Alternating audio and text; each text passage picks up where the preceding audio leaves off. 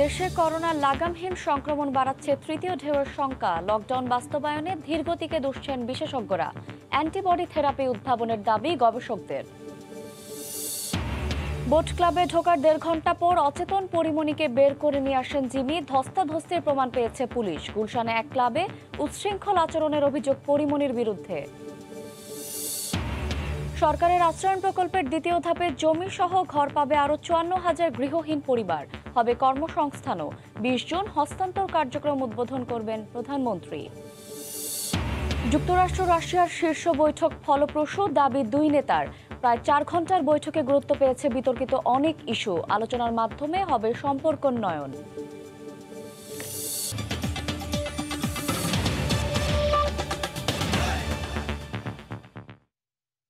ভোরের সময়ের সঙ্গে আছে আমি শায়লা রহমান ইমা। শহর ছাড়িয়ে গ্রামেও বাড়ছে করোনা রোগী। 24 ঘন্টায় সারা দেশে মারা গেছেন 60 জন। এদের মধ্যে রাজশাহী ও খুলনা অঞ্চলে 31 জন। তাদের বেশিরভাগই গ্রামাঞ্চলের। সংক্রমণ বাড়তে থাকায় অনেক হাসপাতালে স্বাস্থ্যকর্মী বাড়িয়ে চলছে সেবা। রিপোর্টার ও প্রতিনিধিদের পাঠানো তথ্য ও ছবিতে রিপোর্ট। দফায় দফায় বিধিনিষেধ বাড়লেও কমছে না দেশে করোনা সংক্রমণের পরিস্থিতি। শহর ছাড়িয়ে এখন গ্রামেও হানা দিয়েছে। প্রতি ঘন্টাতেই হাসপাতালে বাড়ছে রোগী আসার সংখ্যা, যার বেশিরভাগই গ্রামের। আর এতেই ভাবনা বাড়ছে। সারা দেশে 55 দিন পর সবচেয়ে বেশি শনাক্ত আজ, আর মৃত্যু 44 দিন পর সর্বোচ্চ। সংক্রমণের হটস্পট রাজশাহী বিভাগে গত 24 ঘন্টায় 17 জন মারা গেছেন। আর রাজশাহী মেডিকেল হাসপাতালের করোনা ইউনিটে শেষ 24 ঘন্টায় 13 জনের প্রাণহানি হয়েছে। এর মধ্যে 5 জন করোনায় ও 8 জন উপসর্গ নিয়ে মারা যান। বিভিন্ন গ্রাম থেকেও আসতেছে, শহরের মধ্যেও যারা আছে তারাও আসতেছে। মানে যারা লোয়ার ইনকাম গ্রুপের সংখ্যাটা একটু আমার কাছে মনে হচ্ছে দিনে দিনে একটু বাড়ছে। রাজশাহী ছাড়াও সংক্রমণের ঊর্ধ্বগতি খুলনা, যশোর, চাঁপাইনবাবগঞ্জ, চট্টগ্রাম, সাতক্ষীরায়। ঝুঁকি বাড়ছে সীমান্তবর্তী ঠাকুরগাঁও, দিনাজপুর, চুয়াডাঙ্গা, ঝিনাইদহ ও কুড়িগ্রামে। সাতক্ষীরায় সবচেয়ে বেশি, 53% উপরে শনাক্তের হার। এদিকে লকডাউন না মানায় খুলনার পাইকগাছায় অভিনব উদ্যোগ নিয়েছে প্রশাসন। মাস্ক না পরে ঘুরে বেড়ালেই জরিমানা হিসেবে নমুনা পরীক্ষা করা হচ্ছে। আর এতেই কারো কারো শরীরে মিলছে করোনা ভাইরাসের উপস্থিতি। খুলনা অঞ্চলে একদিনে করোনায় 14 জনের মৃত্যু, নতুন করে আক্রান্ত 222 জন। সাপোর্টিং স্টাফ আরও কিছু বেশি থাকলে রোগীদের সার্ভিস দেওয়া আমাদের জন্য আরও বেশি সুবিধাজনক হতো। ভারতীয় ডেল্টা ধরনের সংক্রমণ পাওয়ার পর থেকেই উদ্বেগ উৎকণ্ঠা বাড়ছে চট্টগ্রামে। গত 24 ঘন্টায় বিভাগটিতে 8 জনের মৃত্যু হয়েছে, শনাক্ত হয়েছে 368 জন। লকডাউনেও লাগাম টানা যাচ্ছে না যশোরে করোনা আক্রান্ত ও মৃত্যুর সংখ্যা। একদিনে করোনায় মারা গেছে 5 জন, নতুন করে শনাক্ত 204 জন। সাতক্ষীরায় দফায় দফায় লকডাউনের পরও ঊর্ধ্বগতির সূচক কোনোভাবেই নামছে না। গত 24 ঘন্টায় উপসর্গ নিয়ে 4 জনের মৃত্যু হয়েছে। প্রতিদিনের মতো সংক্রমণ হার অর্ধেকের উপরে। বাইরে থেকে যে রোগীগুলো আসছে সে রোগী রাখার জায়গা নাই এখানে। এদিকে 24 ঘন্টায় বরিশাল বিভাগে কারো প্রাণহানি না হলেও সিলেট ও রংপুর বিভাগে 10 জন মারা গেছেন। লাবিব হাসান, সময় সংবাদ।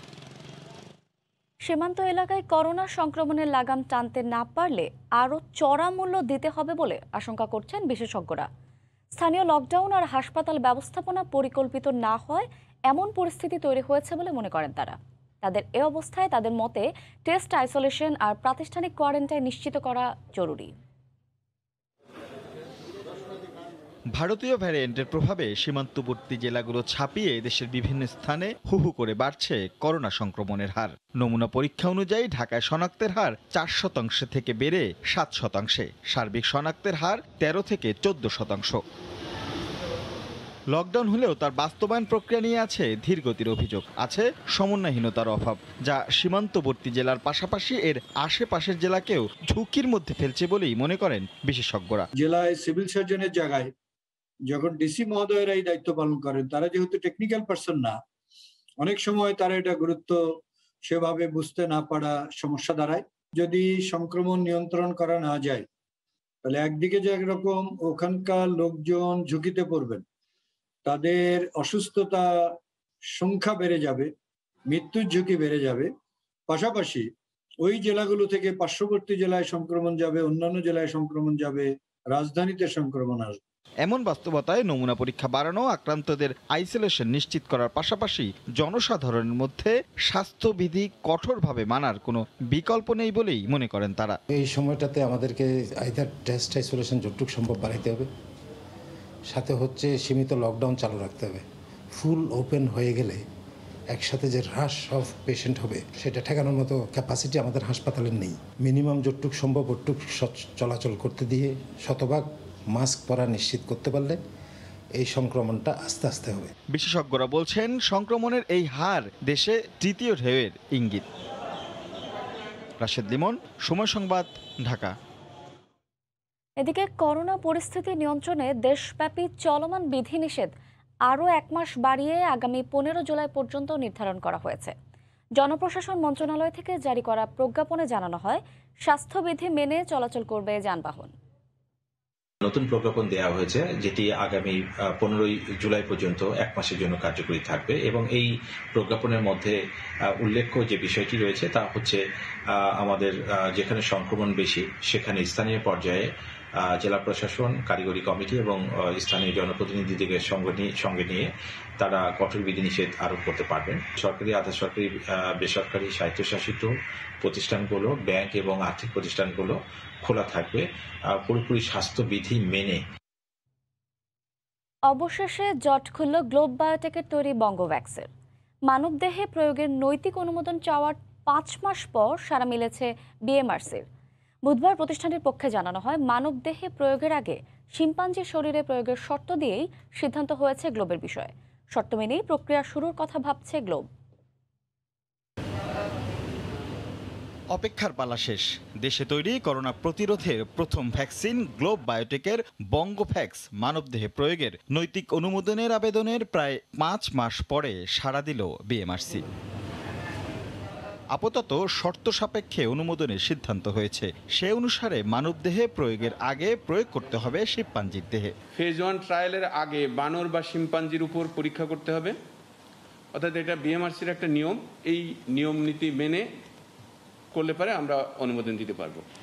আমরা প্রত্যেক সিআরওকে অচিরেই চিঠি দিয়ে এটা জানিয়ে দেব।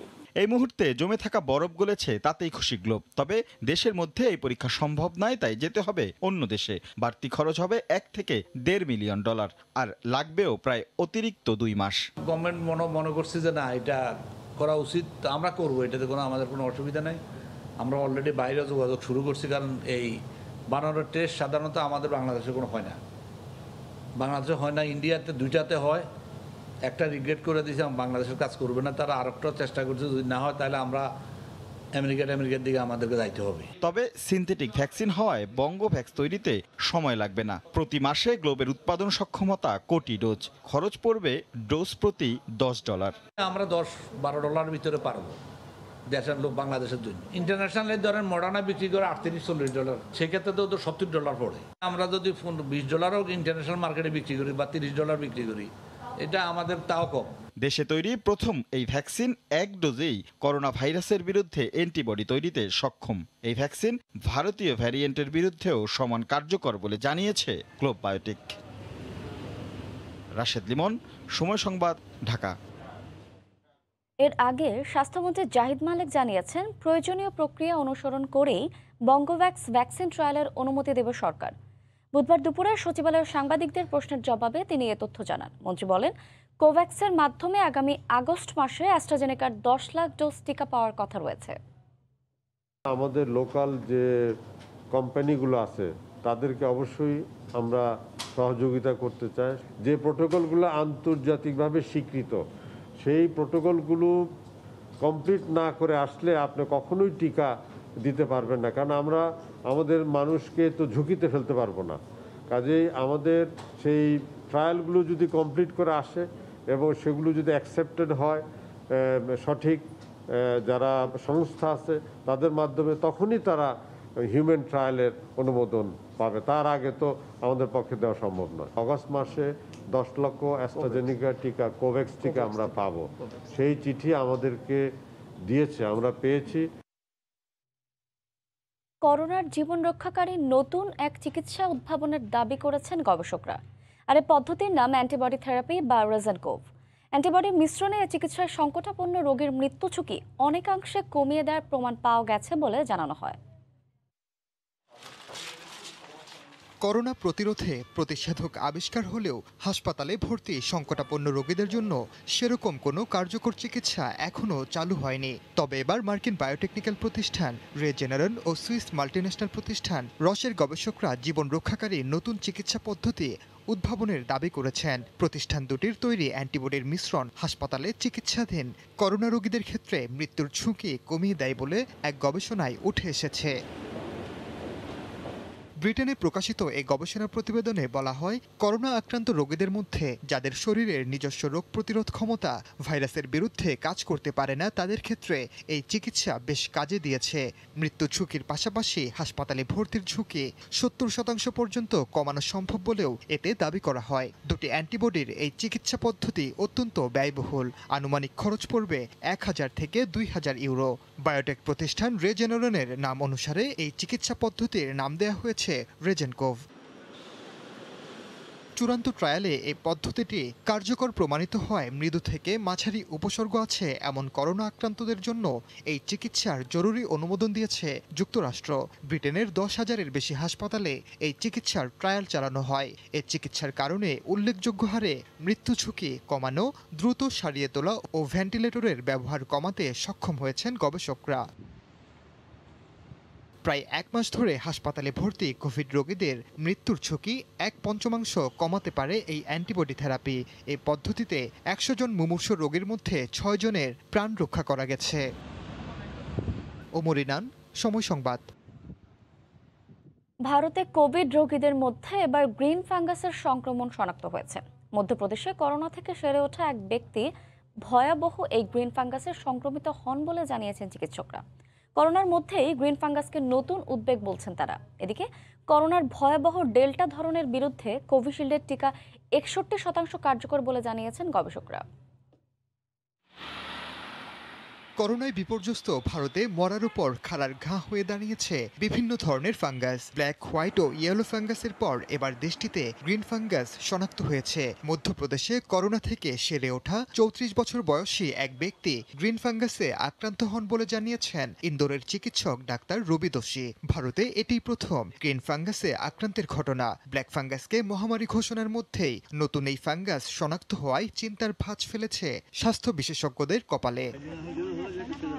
চিকিৎসকরা বলছেন, করোনা মহামারী ও ছত্রাকজনিত বিভিন্ন সংক্রমণের মধ্যে গ্রিন ফাঙ্গাস পরিস্থিতি আরও জটিল করতে পারে। তবে এটি নিয়ে আরও গবেষণার প্রয়োজন বলেও জানিয়েছেন Sri Aurobindo institute of medical সায়েন্সের বক্ষব্যাধি বিভাগের প্রধান চিকিৎসক রবি দোষী। ব্ল্যাক ফাঙ্গাসে আক্রান্তদের মতো নাক থেকে রক্ত ঝরা, জ্বর এই উপসর্গের পাশাপাশি রক্তে এই ছত্রাক ছড়িয়ে যায় বলে জানিয়েছেন চিকিৎসকরা। চিকিৎসকরা জানিয়েছেন, সংক্রমণের স্থান ও রঙের উপর ভিত্তি করে মূলত এই ফাঙ্গাসের নামকরণ করা হয়। ব্ল্যাক ফাঙ্গাসের তুলনায় হোয়াইট ফাঙ্গাস অনেক বেশি ঝুঁকিপূর্ণ। তবে গ্রিন ফাঙ্গাসের ভয়াবহতা নিয়ে এখনও বিস্তারিত প্রকাশ করা হয়নি। এদিকে করোনার পাশাপাশি কোভিডের বিভিন্ন ধরন, বিশেষ করে ভয়াবহ ডেল্টা ধরনের সংক্রমণের কারণে টিকার কার্যকারিতা নিয়ে সম্প্রতি প্রশ্ন উঠেছে। এ অবস্থায় করোনার ডেল্টা ধরনের বিরুদ্ধে লড়াইয়ে টিকার কার্যকারিতা নিয়ে একটি গবেষণা পরিচালনা করেছে ভেলোরের ক্রিশ্চিয়ান মেডিকেল কলেজ। গবেষণায় বলা হয়, করোনার ডেল্টা ধরনের বিরুদ্ধে অক্সফোর্ড অ্যাস্ট্রাজেনেকার উদ্ভাবিত টিকা কোভিশিল্ডের 61% সুরক্ষা দিতে সক্ষম, আর 2 ডোজ টিকা 65% কার্যকরী। ওমর ইনান, সময় সংবাদ। এই নিয়ে রিপোর্ট থাকছে সংবাদের শেষাংশে। বোট ক্লাবে অচেতন হয়ে পড়েছিলেন চিত্রনায়িকা পরিমণি। সেখান থেকে দ্রুত তাকে কোলে তুলে দৌড়ে বেরিয়ে আসেন কস্টিউম ডিজাইনার জিমি। বোট ক্লাবে সিসি ক্যামেরায় ধরা পড়েছে এই দৃশ্য। পুলিশ বলছে, ক্লাবে পরিমণি যে ধস্তাধস্তির বর্ণনা দিয়েছেন তার সত্যতা মিলেছে। শারীরিকভাবে অসুস্থ পরিমণি যখন গভীর রাত্রিতে থানাতে যায়, তখন ওনার ডিজায়ার এবং পুলিশের বিবেচনায়ও তাকে প্রাথমিকভাবে স্বাস্থ্য পরীক্ষা এবং স্বাস্থ্যসেবা পাওয়ার জন্য এটাই যুক্তিযুক্ত ছিল বলে পুলিশ তাকে স্কট করে হসপিটাল পর্যন্ত প্রেরণ করেছে। বোট ক্লাবে পরিমণির সঙ্গে ধস্তাধস্তি হওয়ার সত্যতা পেয়েছে পুলিশ। প্রাথমিকভাবে উভয় পক্ষের সাথে কথা বলে ওখানে যে মারপিট, ভাঙচুর এবং শ্রাব্য ভাষায় গালাগালাজের একটা জিনিস ঘটেছে, এই জিনিসটা আমাদের কাছে প্রাথমিকভাবে প্রমাণিত। পুলিশ বলছে, পরিমণির সঙ্গে ঘটে যাওয়া ঘটনায় মিডিয়া ট্রায়ালের কোনো সুযোগ নেই। বুলবুল রেজা, সময় সংবাদ, ঢাকা। এদিকে বোট ক্লাবের ঘটনার মাত্র দুদিন আগে ৮ জুন গুলশানের অল কমিউনিটি ক্লাবে পরিমণি উচ্ছৃঙ্খল আচরণ করেছেন বলে অভিযোগ উঠেছে। বুধবার ক্লাব কর্তৃপক্ষ সংবাদ সম্মেলন করে জানান, ওদিন রাতে পরিমণি 15টি গ্লাস, 9টি অ্যাস্ট্রে এবং বেশ কিছু প্লেট ভাঙচুর করেন। তবে রাতে আলাদা ব্রিফিংয়ে পরিমণি সাংবাদিকদের কাছে দাবি করেন, বোট ক্লাবের ঘটনা আড়াল করতেই এই বিষয়টি সামনে আনা হয়েছে। বুধবার সন্ধ্যায় ক্লাব কর্তৃপক্ষ সংবাদ সম্মেলন করে জানান, পরিমণি ওই রাতে ক্লাবে উচ্ছৃঙ্খল আচরণ করেন। এ ঘটনায় ক্লাব কর্তৃপক্ষ আইনি ব্যবস্থা নেবে বলেও জানান ক্লাবটির সভাপতি। রাত অনেক হয়ে গিয়েছে, আপনারা চলে যান। তারপরে ওনারা অকস্মাৎ ক্ষিপ্ত হয়ে যান, চেঁচামেচি শুরু করেন এবং গ্লাস অ্যাস্ট্রে ছুঁড়ে মারতে থাকেন। ওকে চিন্তামো না, জানতামও না। পরে আমরা শুনেছি যে ওনার একজনের নাম পরিমণি। এদিকে বুধবার রাতে বনানীর নিজ বাসায় চলচ্চিত্র অভিনেত্রী পরিমণি অভিযোগ করে সাংবাদিকদের বলেন, মূল ঘটনা আড়াল করতে গুলশানের অল কমিউনিটি ক্লাবের বিষয়টি সামনে নিয়ে আসা হয়েছে। যদি সেই 8 তারিখের ঘটনাই হয়ে থাকতো, 8 তারিখেই যদি জিডিটা হতো, তাহলে কোনো না কোনোভাবে আপনাদের কাছে তো পৌঁছাতো। আসলে আপনারা সবাই বুঝতে পারছেন। পুরো ঘটনার সঠিক তদন্তেরও দাবি জানান পরিমণি। তাজওয়ার মাহমিদ, সময় সংবাদ, ঢাকা। চিত্রনায়িকা পরিমণিকে ধর্ষণ ও হত্যা চেষ্টায় জড়িতদের শাস্তির দাবির পর এবার ঢাকা বোট ক্লাব বন্ধ করে দেওয়ার দাবি জানিয়েছেন বিএনপির সংসদ সদস্য হারুনুর রশিদ। গতকাল সকালে জাতীয় সংসদে আলোচনায় অংশ নিয়ে এ দাবি জানান তিনি। এ সময় কলেজ ছাত্রী মুনিয়ার মৃত্যুর ঘটনায় জড়িতদের খুঁজে বের করে আইনের আওতায় আনার দাবি তোলেন চাঁপাইনবাবগঞ্জ 3 আসনের এ সংসদ সদস্য। গত পরশুদিন একটা ঘটনায় আপনি দ্রুত পদক্ষেপ গ্রহণ করেছেন। বোট ক্লাবটির ব্যাপারে আপনাকে পদক্ষেপ গ্রহণ করতে হবে। এটির সভাপতি আমাদের পুলিশের প্রধান। সেই ক্লাবটি আজকে নদীর মধ্যে অবস্থিত, যেটা আজকে ভাইরাল হচ্ছে বিভিন্ন এতে। দেখা যাচ্ছে তুরাগ নদীর পাড় দখল করে ওই ক্লাবটি হয়েছে কিনা সেটি আপনাকে দেখতে হবে। তো পাশাপাশি মাননীয় স্পিকার কিছুদিন আগে একটা মাত্র 20-21 বছরের মেয়ে মুনিয়া, সে ব্যভিচারের স্বীকার করলো। কারা করলো, তার বিরুদ্ধে তাদের এই অপরাধের সাথে কারা জড়িত, তার ব্যাপারে প্রধানমন্ত্রী কতটুকু ব্যবস্থা গ্রহণ করেছেন। ভোরের সময় আরও থাকছে, বরিশাল পটুয়াখালী মহাসড়কে পায়রা সেতুর কাজ 95% শেষ, সার্বিক অগ্রগতি 85%। আগামী 31 অক্টোবরের আগে যান চলাচলের জন্য খুলে দেওয়ার আশা।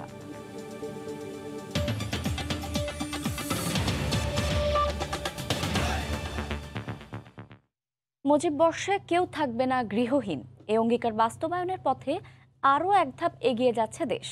সরকারের আশ্রয়ণ প্রকল্পের দ্বিতীয় ধাপে সারা দেশে আরও প্রায় 54,000 গৃহহীন পরিবার পাচ্ছে জমিসহ ঘর।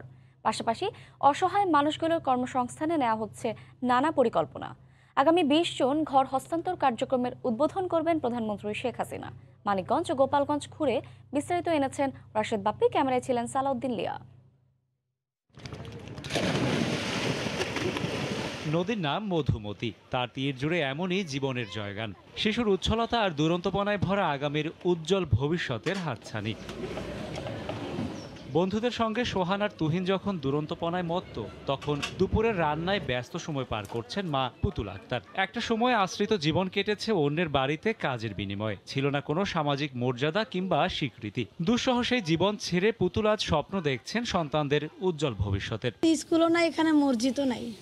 এখন যদি কোনো পরিবেশ হয় তত আশা আছে এদের মানুষ করব। গোপালগঞ্জের হরিদাসপুরে মধুমতির তীর ঘেঁষে গড়ে তোলা আশ্রয়ণ প্রকল্পে মোট ঘরের সংখ্যা 100টি। প্রথম পর্যায়ে উলপুর ইউনিয়নের 40টি পরিবার পেয়েছে জমিসহ ঘর, আর দ্বিতীয় দফায় ঘর পাচ্ছে হরিদাসপুর ইউনিয়নের প্রায় 60টি পরিবার। পরের বাড়ি থাকলেই তো কিছুই করা যায় না। এখন নিজের যখন আল্লাহ দিচ্ছে হবে, তখন তো হাঁস মুরগিও পুষ্টি পারবো, ছেলে সন্তানরাও ভালো থাকবে, নিজেরাও ভালো থাকবে। মানিকগঞ্জের শিবালয়ের শামেলা বেগম জীবনের 50টি বছর কেটেছে অন্যের বাড়িতে ভাসমান। স্বামী মদিন মিয়াকে নিয়ে অনেক চেষ্টা করেও পারেননি জীবনের চাকা ঘোরাতে, পারেননি 4 সন্তানকে একটি স্থায়ী ঠিকানা দিতে। তবে আজন্ম লালিত সেই স্বপ্ন এবার পূরণ হওয়ার পথে। আমার তো বাড়িঘর নাই, আমার কেউ খেতা দিত, কেউ মারতো। ঘরের মধ্যে পায়খানা আছে, কল আছে, 2টা রুম আছে। সরকারের আশ্রয়ণ প্রকল্পের দ্বিতীয় ধাপে এবার ঘর পাচ্ছেন প্রায় 54,000 পরিবার, যেখানে থাকছে 2টি শোবার ঘর, একটি রান্নাঘর ও একটি টয়লেট। এই যে অসহায় মানুষ ঘর পাচ্ছেন, মাথা গোঁজার ঠাঁই পাচ্ছেন, এরপরে তারা স্বপ্ন দেখবেন, তাদের ভবিষ্যৎ প্রজন্মকে শিক্ষিত করবেন, পরিকল্পনা আনবেন, যার ফল এই মাননীয় প্রধানমন্ত্রীর বদলতে আগামী 20 বছর 50 বছরের ভিতরে আমরা পেতে থাকবো। আগামী 20 জুন ভিডিও কনফারেন্সে যুক্ত হয়ে ঘর হস্তান্তর কার্যক্রমের উদ্বোধন করবেন প্রধানমন্ত্রী শেখ হাসিনা। রঙিন টিনের চালা ও কংক্রিটের তৈরি এই ঘরগুলো অবহেলিত বঞ্চিত মানুষগুলোকে দেখাচ্ছে এক সুন্দর জীবনের স্বপ্ন। মাথা গোঁজার ঠাঁই পাওয়ার পাশাপাশি সামর্থ্য অনুযায়ী কাজ করে সমাজের মূলধারায় সম্পৃক্ত হবেন তারা, পাশাপাশি দেশের অর্থনীতিতেও রাখবেন অবদান। গোপালগঞ্জের হরিদাসপুর থেকে রাশেদ বাপ্পি, সময় সংবাদ। ঢাকা মাওয়া ঢাকা ভাঙা সুপার এক্সপ্রেসওয়ের ভাঙা গোল চত্বর মহাসড়ক যোগাযোগে যোগ করেছে নতুন মাত্রা। দেশের প্রকৌশল বিদ্যার এক অনন্য দৃষ্টান্ত। অসাধারণ নান্দনিক দেশের প্রথম এই এক্সপ্রেসওয়েতে কোনো প্রতিবন্ধকতা ছাড়াই চলে যাওয়া যাবে দ্রুত গতিতে। পদ্মা সেতু চালু হলে এর ব্যবহারে আসবে বৈপ্লবিক পরিবর্তন। নাসিরউদ্দিন উজ্জ্বলের রিপোর্ট, ছবি তুলেছেন আবু সাইদ। স্বপ্নের পদ্মা সেতু ঘিরে দুই পাশে 55 কিলোমিটার দীর্ঘ দেশের প্রথম সুপার এক্সপ্রেসওয়ে। সড়কটির নান্দনিকতার চমৎকার এক নিদর্শন ফরিদপুরের ভাঙা মোড়। যোগাযোগ ব্যবস্থায় নতুন দিগন্তের উন্মোচন করেছে এটি। প্রায় 11,000 কোটি টাকা ব্যয়ে নির্মিত ঢাকা মাওয়া ভাঙা এক্সপ্রেসওয়েটি গত বছরের 12 মার্চ প্রধানমন্ত্রী উদ্বোধন করেন। 4 লেনের এই সড়কের দুই পাশে দুটো সার্ভিস লেন করা হয়েছে। এই সার্ভিস লেন দিয়ে ধীরগতির যানবাহন চলাচল করছে। এখানে ওঠানামার জন্য কিছু নির্দিষ্ট পয়েন্ট রাখা হয়েছে। যাতায়াতের সুফলের পাশাপাশি সড়কটির আধুনিক নির্মাণ শৈলীতে মুগ্ধ যাতায়াতকারীরা। জায়গাটার নাম ভাঙা, কিন্তু এসে দেখি কিন্তু আশ্চর্যের বিষয় এটা ভাঙা না। এখানে এসে দেখতে মনে চায় আসলে জিনিসটা কত সুন্দর করছে। ভাঙ্গার 4 রাস্তার মোড়, এখন আর সেই ভাঙ্গা নাই, এখন হলো অনেক উন্নত হয়ে গেছে। এইখানের একটা যে ফিলিংস, আমার মনে হইতেছে আমি কোনো ইউরোপ কান্ট্রিতে দাঁড়ানো। মন খারাপ থাকলে খুব ভালো হয়েছে, এই জন্য এখানে বারবার আসি ঘুরতে। এই এক্সপ্রেসওয়ে নির্ধারিত সময়সীমার 3 মাস আগেই নির্মাণ কাজ সম্পন্ন করে। এক্সপ্রেসওয়েতে 5টি ফ্লাইওভার, 4টি রেলওয়ে ওভারব্রিজ এবং 4টি বড় সেতু রয়েছে। পদ্মা সেতু চালু হলে ভাঙা থেকে মাত্র 1 ঘন্টায় রাজধানীতে পৌঁছে যাবেন। খুলনা থেকে পদ্মা ব্রিজ উদ্বোধন হয়ে গেলে 2 থেকে 2.5 ঘন্টার ভিতরে ঢাকায় যেতে পারবো। দক্ষিণবঙ্গের মানুষের যে অর্থনৈতিক অবস্থা এবং জীবনযাত্রার মান, সেটার ব্যাপক পরিবর্তন হয়েছে। 4 দিক থেকে 4টি করে আলাদা সড়ক বেরিয়ে আসায় এক দিক থেকে অন্য দিকের সড়কে যাওয়া সহজ। 16টি পথের মিলন মেলায় পরিণত হয়েছে ভাঙা চত্বর। এখান থেকে অন্তত 20টি জেলায় যাতায়াত সম্ভব। ফরিদপুরের ভাঙা থেকে নাসিরউদ্দিন উজ্জ্বল, সময় সংবাদ। বরিশাল পটুয়াখালী মহাসড়কে পায়রা সেতুর কাজ 95% শেষ হয়েছে। কয়েক মাসের মধ্যে সেতুটি যান চলাচলের জন্য খুলে দেওয়ার চেষ্টা চলছে। এখন শেষ মুহূর্তের কাজ চলছে বলে জানালেন প্রকল্প পরিচালক। সড়ক ও জনপথ বিভাগ বলছে সেতুটি নান্দনিক রূপে তৈরি করা হচ্ছে। আমিনুল ইসলামের ছবিতে বিস্তারিত জানাচ্ছেন ফেরদাউস সোহাগ। পায়রা নদীর উপর সেতুটির নির্মাণ কাজ শুরু হয়েছিল 2016 সালের 24 জুলাই। 5 বছরে 3 দফায় মেয়াদ বাড়ানো হয়। তৃতীয় দফায় মেয়াদ শেষ হবে এই বছরের 31 অক্টোবর। তার আগেই নির্মাণ কাজ শেষ করে যান চলাচলের জন্য খুলে দেওয়ার চেষ্টা চলছে।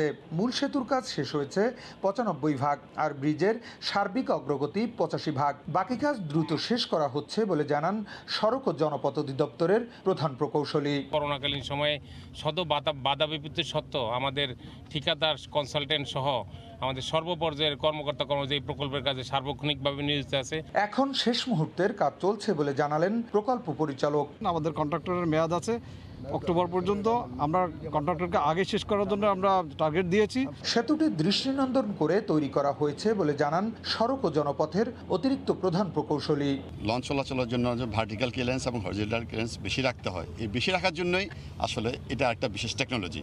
সেতুর দৈর্ঘ্য প্রায় 1.5 কিলোমিটার, প্রস্থ প্রায় 20 মিটার। 4 লেন বিশিষ্ট এই সেতুর অ্যাপ্রোচ সড়ক প্রায় 1300 মিটার। প্রকল্প ব্যয় 1447 কোটি টাকা। চীনের ঠিকাদারি প্রতিষ্ঠান লংজিয়ান এটি নির্মাণ করেছে। ফেরদাউস সোহাগ, সময় সংবাদ, বরিশাল। অপপ্রচারকারীরা সফল হতে পারেনি উল্লেখ করে সম্মান ও আত্মতৃপ্তি নিয়েই বিদায়ের কথা জানালেন সেনাপ্রধান জেনারেল আজিজ আহমেদ। বুধবার বিকেলে চট্টগ্রাম সেনানিবাসে আর্টিলারি এবং ইবিআরসিতে সেনাপ্রধানের জন্য কর্নেল কমান্ড্যান্টের বিদায় অনুষ্ঠানে তিনি কথা বলেন। সেনাপ্রধানের বিদায় রীতি অনুযায়ী এ দুটি ইউনিটের কুচকাওয়াজ পরিদর্শন এবং সালাম গ্রহণ করেন জেনারেল আজিজ আহমেদ। ঊর্ধ্বতন সেনা কর্মকর্তা ও সেনা সদস্যদের উদ্দেশ্যে প্রধান অতিথির বক্তব্য দেন তিনি। পরে সাংবাদিকদের প্রশ্নের জবাবে দায়িত্বকালে ছড়িয়ে পড়া নানা অপপ্রচারের জবাব দেন সেনাপ্রধান। 2018 সালের 25 জুন তিনি সেনাপ্রধান হিসেবে দায়িত্ব নেন।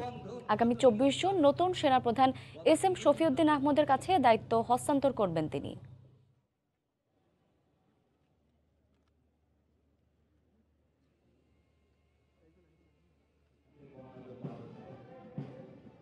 সুস্থভাবে আমি এই 3 বছর আমার দায়িত্বভার আমি সম্পন্ন করতে যাচ্ছি, সেজন্য মহান আল্লাহর কাছে প্রথমেই শুকরিয়া আদায় করছি। দুই একজন ছোটখাটো লোকের কথায় যদি বিভ্রান্ত হতে হয় তাহলে আমি এই 3 বছর সেনাবাহিনী কমান্ড করলাম কীভাবে?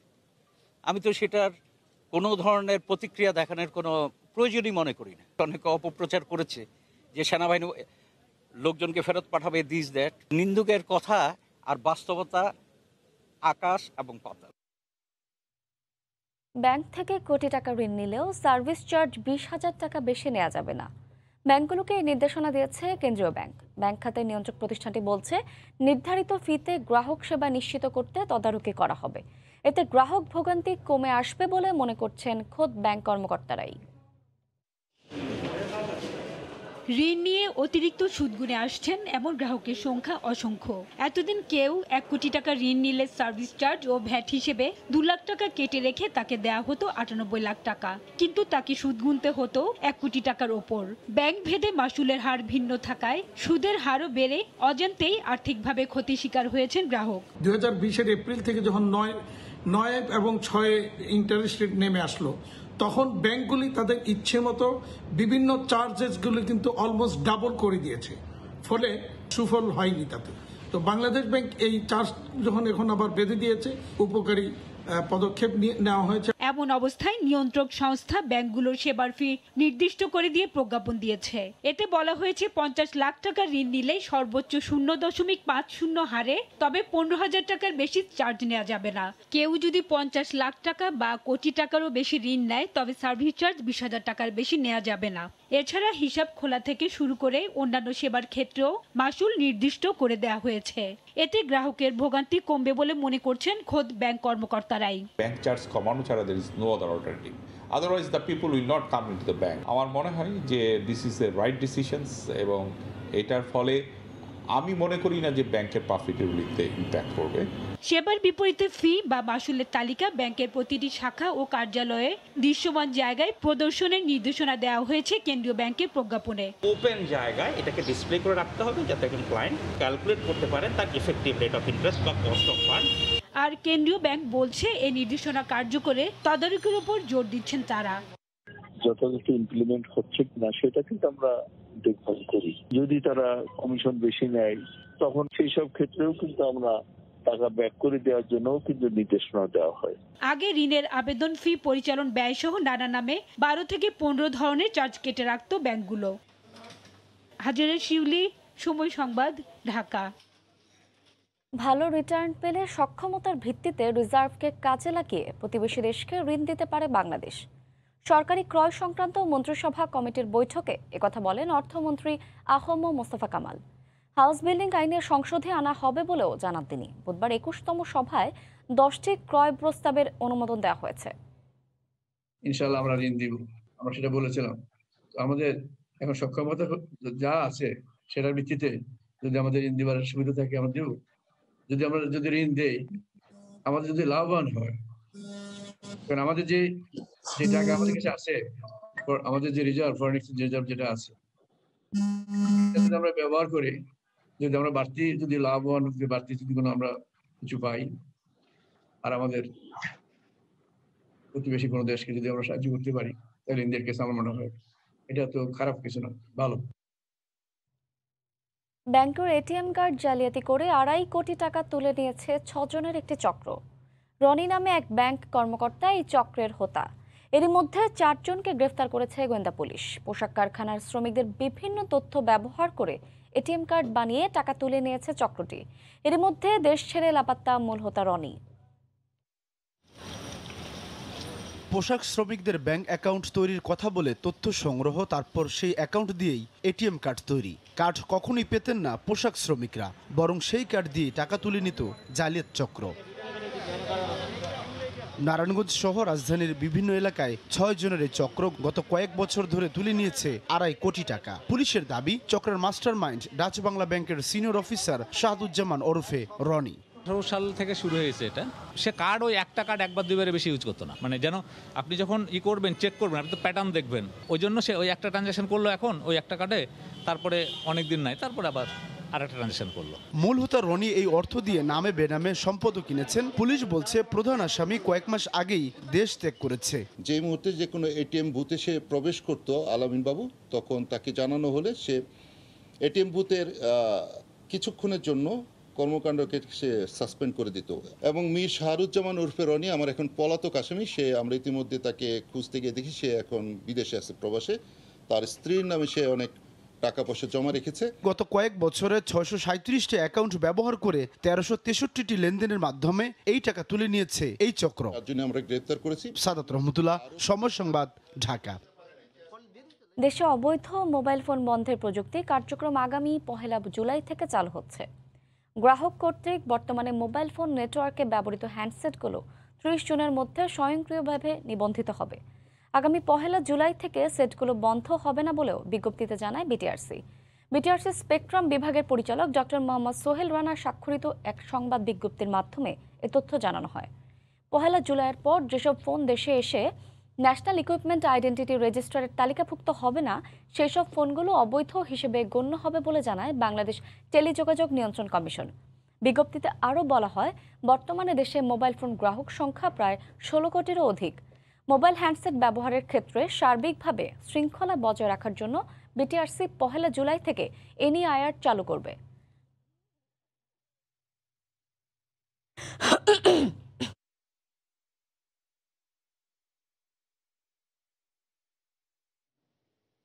সঙ্গে থাকতো 6 জন দেহরক্ষী। পরিচয় দিতেন একজন আন্তর্জাতিক বিজ্ঞানী হিসেবে। ভুয়া প্রজেক্ট আর সরকারের সঙ্গে ভালো সম্পর্কের কথা বলে সাধারণ মানুষের কাছ থেকে হাতিয়ে নিয়েছে জমি। প্রতারক চক্রের 16 সদস্যকে গ্রেফতারের পর র্যাব জানায়, রাজা বাদশাহ গ্রুপ নামে ভুয়া প্রতিষ্ঠান খুলে দেশব্যাপী এই চক্রটি সর্বশান্ত করত সাধারণ মানুষকে। 25,000 টাকা দিলে 1 কোটি টাকা পাওয়া যাবে এমন প্রলোভনে হাতিয়ে নিয়েছে কোটি কোটি টাকা। 2050 সালের মধ্যে সমুদ্রের পানিতে ডুবে যাবে বাংলাদেশ, তাই সমুদ্র পাড়ে দিতে হবে উঁচু বাঁধ। আর এ কাজের দায়িত্ব সরকার থেকে দেয়া হয়েছে রাজা বাদশাহ গ্রুপ নামের একটি প্রতিষ্ঠানকে, যার কর্ণধার সাইফুল ইসলাম ওরফে সায়েন্টিস্ট সাইফুল। স্বঘোষিত এই বিজ্ঞানী জলবায়ু পরিবর্তনের প্রভাব ও প্রতিকার, পাওয়ার প্ল্যান্ট প্রজেক্ট ও করোনা প্রতিরোধে আয়োডিনযুক্ত কয়েল উদ্ভাবনে বিদেশি অর্থায়ন আসবে জানিয়ে এই প্রকল্প বাস্তবায়নে যারা এখন অল্প বিনিয়োগ করবে, পরে তারা কয়েক গুণ বেশি অর্থ ফেরত পাবে বলে প্রতারণা করে লক্ষ্মীপুর ও নোয়াখালীতে হাতিয়ে নিয়েছে 460 একর জমি। রাজধানীর উত্তরা ও টাঙ্গাইল থেকে চক্রের 16 সদস্যকে গ্রেফতারের পর কারওয়ান বাজারে র্যাবের মিডিয়া সেন্টারে ব্রিফিংয়ে এ তথ্য জানানো হয়। কয়েল থেরাপির যে কনসেপ্টটা, কয়েলের মধ্যে সে আয়োডিন দিয়ে এই কয়েলটা যদি ঘরে জ্বালানো হয় তাহলে আমাদের এই আয়োডিনটা আমরা স্মেল বা মুখে নিব, এবং করোনা যেহেতু গলার মাধ্যমে শরীরে ছড়িয়ে পড়ে, সো গলাতেই করোনা মরে যাবে। সো এই টেকনিকটা সে রিসেন্টলি জনগণকে বলছে, এবং সে বলছে সরকার তার এই প্রজেক্ট গ্রহণ করেছে। বিশ্বাস অর্জনের জন্য সাইফুল মার্কিন president Joe Biden, vice president Kamala Harris, তুরস্কের প্রেসিডেন্ট সহ বিশ্বের বড় বড় প্রতিষ্ঠানের সঙ্গে যোগাযোগের ভুয়া নথি তৈরি করে রাখত। গ্রেফতারকৃত বিজ্ঞানী সাইফুল সারা বিশ্বকে জলবায়ুর প্রভাব থেকে উনি মুক্ত করবেন। তো এইটার যে মেইন প্রজেক্টটা হবে, এইটা উনি কমলা হ্যারিস তারপরে বা জো বাইডেনের সাথে কথা বলে এই প্রজেক্টটা উনি বাংলাদেশে নিয়ে আসবেন। এইটা বাংলাদেশে আনতে ওনার এখন কিছু খরচ হচ্ছে, সো এই খরচে যারাই থাকবে তারাই তার সাথে অংশীদার হবে। কেউ 5 লাখ, কেউ 6 লাখ এরকম টাকা দিচ্ছে, এবং তারা পরবর্তীতে এই 5 লাখ টাকার বিনিময়ে তারা কোটি কোটিপতি হবে। 2011 সাল থেকে দেশের বিভিন্ন জেলায় প্রতারণা করে আসা ভুয়া বিজ্ঞানী সাইফুলের পরিবারের সদস্যরাও প্রতারণায় জড়িত বলে জানায় র্যাব। কামরুজ্জামান মামুন, সময় সংবাদ, ঢাকা। নিখোঁজ ইসলামী বক্তা আবু তোহা মোহাম্মদ আদনান ও তার 3 সহযোগীকে ফেরত পেতে প্রধানমন্ত্রীর হস্তক্ষেপ কামনা করেছে তার পরিবার। বুধবার দুপুরে আদনানের স্ত্রী সাবিকুন নাহার ঢাকা রিপোর্টার্স ইউনিটিতে এক সংবাদ সম্মেলনে আবেদন জানান। তার স্বামী কোনো অপরাধ করে থাকলে তাকে প্রকাশ্যে প্রচলিত আইনে বিচার করারও আহ্বান জানান তিনি। এদিকে বিষয়টি আইনশৃঙ্খলা বাহিনীর নজরে রয়েছে বলে জানিয়েছেন স্বরাষ্ট্রমন্ত্রী আসাদুজ্জামান খান কামাল। গেল বৃহস্পতিবার রংপুর থেকে বগুড়া হয়ে ঢাকা আসছিলেন ইসলামী বক্তা আবু তোহা মোহাম্মদ আদনান সহ 4 জন, কিন্তু 5 দিন পেরিয়ে গেলেও এখনো কোনো খোঁজ পাওয়া যায়নি। রংপুর কোতোয়ালি ও ঢাকা পল্লবীতে 2টি সাধারণ ডায়েরি করা হয়েছে, জানানো হয়েছে ডিবি ও র্যাবকে, এতেও কোনো হদিস মেলেনি। এমন অবস্থায় সংবাদ সম্মেলনে প্রধানমন্ত্রীর হস্তক্ষেপ কামনা করেছেন আদনানের স্ত্রী। আমি জাস্ট শুধু ওনার সন্ধান চাচ্ছি, আপনারা এ ব্যাপারে আমাকে সার্বিক সহযোগিতা করবেন। আপনারা আমার পক্ষ থেকে মাননীয় প্রধানমন্ত্রীর নিকটে মেসেজটা পৌঁছে দিবেন। আমি জানি উনি চাইলেই পারবেন, উনি চাইলেই অনেক অল্প সময়ের মধ্যে পারবেন আমাদের কাছে আদনান সাহেবকে ফিরিয়ে দিতে।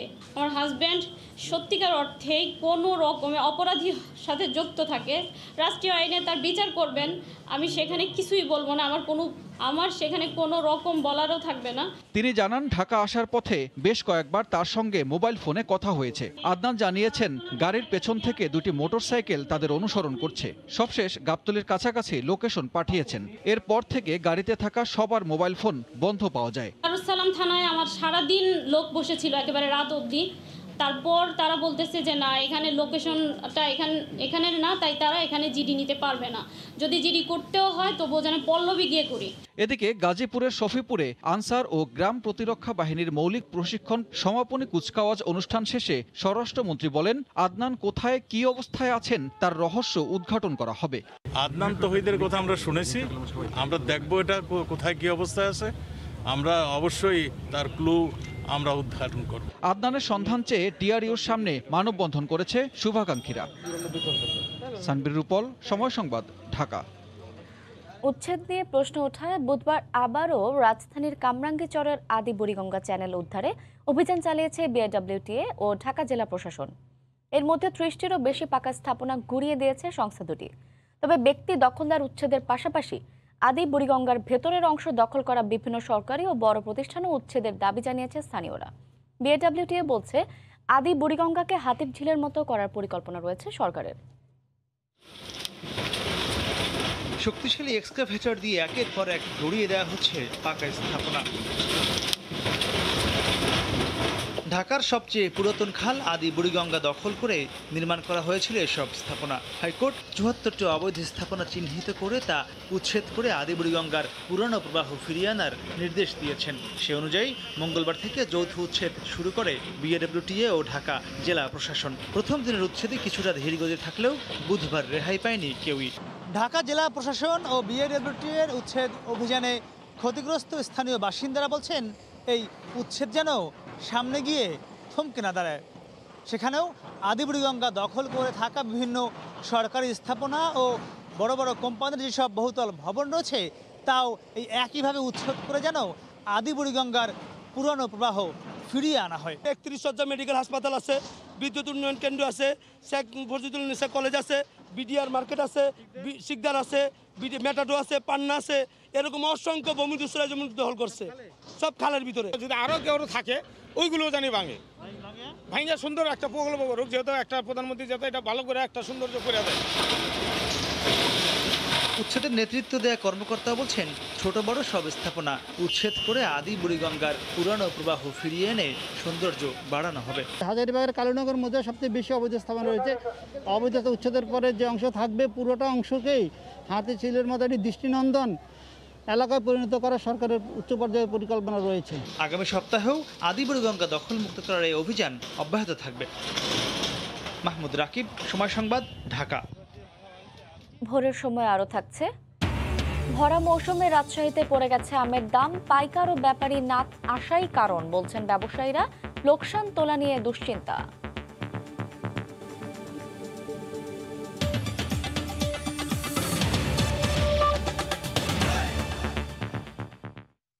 প্রথমবারের মতো সমুদ্রপথে জাহাজে মধ্যপ্রাচ্যের দেশ কাতারে পাঠানো হলো প্রায় 4000 গাছের চারা। এর মধ্যে লেবু, মাল্টা, জামরুল ও সফেদার মতো ফলজ গাছ যেমন রয়েছে, তেমনি রয়েছে নিম, বাবলা ও বটের মতো অন্যান্য গাছও। এভাবে গাছের চারা রপ্তানি করে বছরে কোটি কোটি মার্কিন ডলার আয় করা সম্ভব বলে মনে করছেন রপ্তানিকারকরা। কুমিল্লা প্রতিনিধি বাহার রায়হানের সহায়তায় বিস্তারিত জানাচ্ছেন কমল দে। কুমিল্লার লালমাই এলাকার একটি নার্সারিতে বিশেষভাবে প্যাকেটজাত করা হচ্ছে বিভিন্ন গাছের চারা। এর মধ্যে ফলের চারা যেমন রয়েছে তেমনি রয়েছে ঔষধি এবং বনজ গাছ। অনেকটা যত্নের পাশাপাশি সতর্কতা অবলম্বন করা হচ্ছে গাছের চারাগুলোকে প্যাকেটজাত করতে। আর এত কিছুর কারণ গাছের চারাগুলোকে পাঠানো হচ্ছে বাংলাদেশের বাইরে। প্রথমবারের মতো জাহাজে করে সমুদ্রপথে এসব চারা পৌঁছাবে মধ্যপ্রাচ্যের দেশ কাতারে। শুধু কাতারে নয়, সারা পৃথিবীতে যেসব জায়গায় আমাদের বাংলাদেশ থেকে এই পণ্যটি বিশেষ করে লাইভ প্ল্যান্ট এক্সপোর্ট করার সুযোগ আছে, সেই সব জায়গায় সরকারিভাবেই উদ্যোগ নেওয়া হবে। আমরাও সহযোগিতা করব, আমরাও বাজার খুঁজব। সরকারের সাহায্য আমাদের এখানে খুব বেশি প্রয়োজন। গত 2 বছরের বেশি সময় ধরে চলে আসছিল কন্টেনার করে গাছের চারা রপ্তানির এই প্রক্রিয়া। শেষ পর্যন্ত সব বিধিনিষেধ মেনে গাছের চারা জাহাজীকরণও সম্পন্ন হয়েছে। কাতার ভিত্তিক একটি প্রতিষ্ঠানের আগ্রহে অপ্রচলিত পণ্য হিসেবে গাছের চারা রপ্তানি হচ্ছে। আগামী 30 জুন এসব গাছের চারা কাতারে পৌঁছার কথা রয়েছে। প্রস্তুতি এখন থেকে যদি নেই, সামনে আগামী 2 বছরে আমরা মোর দেন 1 করোড় 1 কোটি গাছেও আমরা গাছ বাংলাদেশ থেকে এক্সপোর্ট করতে পারবো। রপ্তানিকারকদের মতে বর্তমানে কাতার ভিত্তিক প্রতিষ্ঠানটির মাধ্যমে গাছের চারা রপ্তানি করে বছরে 1 কোটি মার্কিন ডলারের বেশি আয় করা সম্ভব। সেই হিসেবে কাতারে বাংলাদেশ থেকে গাছের চারা আমদানি করতে আগ্রহী এ ধরনের প্রতিষ্ঠান রয়েছে অন্তত 12টি। এর বাইরে সৌদি আরব সহ মধ্যপ্রাচ্যের বাকি 6 দেশও বাংলাদেশ গাছের চারা রপ্তানির সুযোগ নিতে পারে। কাতারে আল নাইমি ল্যান্ডস্কেপিং যে প্রতিষ্ঠানটা, ওনাদের একজনের চাহিদা যদি আমরা মিটাই শুধু কাতারে, তাইলে পার ইয়ার আমি মিনিমাম 1 কোটি US ডলার আমার দেশে আমি আমদানি করতে পারবো। এর পাশাপাশি বড় লাভ হবে আমাদের এইটা যে আমার এখানে বিশাল বড় একটা কর্মসংস্থান হচ্ছে। প্রথম পর্যায়ে সমুদ্রপথে যাওয়া গাছের চারার মধ্যে 795টি, মাল্টা 152টি, জামরুল 950টি, লেবু 1280টি, নিম 40টি, বট 320টি, সফেদা 170টি, কাঠবাদাম এবং 40টি বাবলা গাছ রয়েছে। কমল দে, সময় সংবাদ, চট্টগ্রাম। ক্ষীরসাপাত ও ল্যাংড়া সহ হরেক জাতের পরিপক্ক আমের সয়লাব রাজশাহীর আড়তগুলো, অথচ দেখা নেই জেলার বাইরের পাইকার ও ব্যাপারীদের। এতে ভরা মৌসুমে অব্যাহত রয়েছে আমের দরপতন। ব্যবসায়ী নেতারা বলছেন, এ ক্ষতি পুষিয়ে উঠতে না পারলে পথে বসবে আমবাগান মালিক সহ সংশ্লিষ্টরা। রাকিবুল হাসানের রিপোর্ট। রাজশাহীতে প্রায় 17,000 হেক্টর আমের বাগান এখন পরিপক্ক আমে ভরা। সপ্তাহখানেক থেকে বেড়েছে গরম, প্রায় হচ্ছে বৃষ্টি, তাতে গাছের আম পেকে যাচ্ছে, বাগানেই। এ অবস্থায় রাজশাহীর বানেশ্বর হাটে বেড়েছে আমের যোগান। প্রতিদিন থরে থরে সাজিয়ে আমের শত শত ভ্যান গাড়ি আসছে হাটে। লক্ষণভোগ, ন্যাংরা, খেসাপাত, গোপাল ভোগ, মানে গাছে অতিরিক্ত পেকে গেছে, রাখা যাচ্ছে না। ঝড় না হওয়ার কারণে আম প্রচুর, বাজারে আমদানি বেশি, দামও একটু কম। বৃষ্টি হচ্ছে, আবহাওয়া খারাপ, এখন আম বেশি পেকে যাচ্ছে, আম রাখা সম্ভব হচ্ছে না বাগানে। গেল বছর প্রাকৃতিক বৈরিতায় ক্ষতিগ্রস্ত হয়েছিল আমের ব্যবসায়ী ও বাগান মালিকরা। এবার তা কাটিয়ে ওঠার স্বপ্ন দেখলেও বাইরের পাইকার সংকটে সে আশায় গুড়ে বালি। লকডাউন চলছে, যার কারণে মানুষ ভয়ে অনেকে আসছে না, আতঙ্ক। বেশি টাকা দিয়ে কিনা হয়েছে গাছ, কিন্তু আপনার আমের দাম ঠিকভাবে পাচ্ছি না। 1400, 1500, 1600, 1700 টাকা পর্যন্ত সেই আমগুলো এখন বর্তমান বাজার হচ্ছে 1000, 1100।